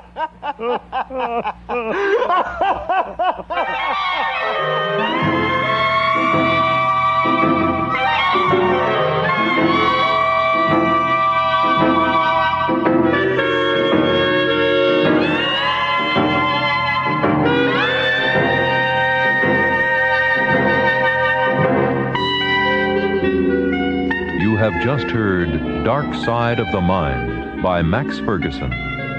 Tonight's cast featured Wayne Robson as Jeff, Patricia Collins as Myrna, Denise Ferguson as Kitty, and Peter Dvorsky as Carl, with Ann Butler, Maya Anderson, Larry Reynolds, and Alan Rosenthal.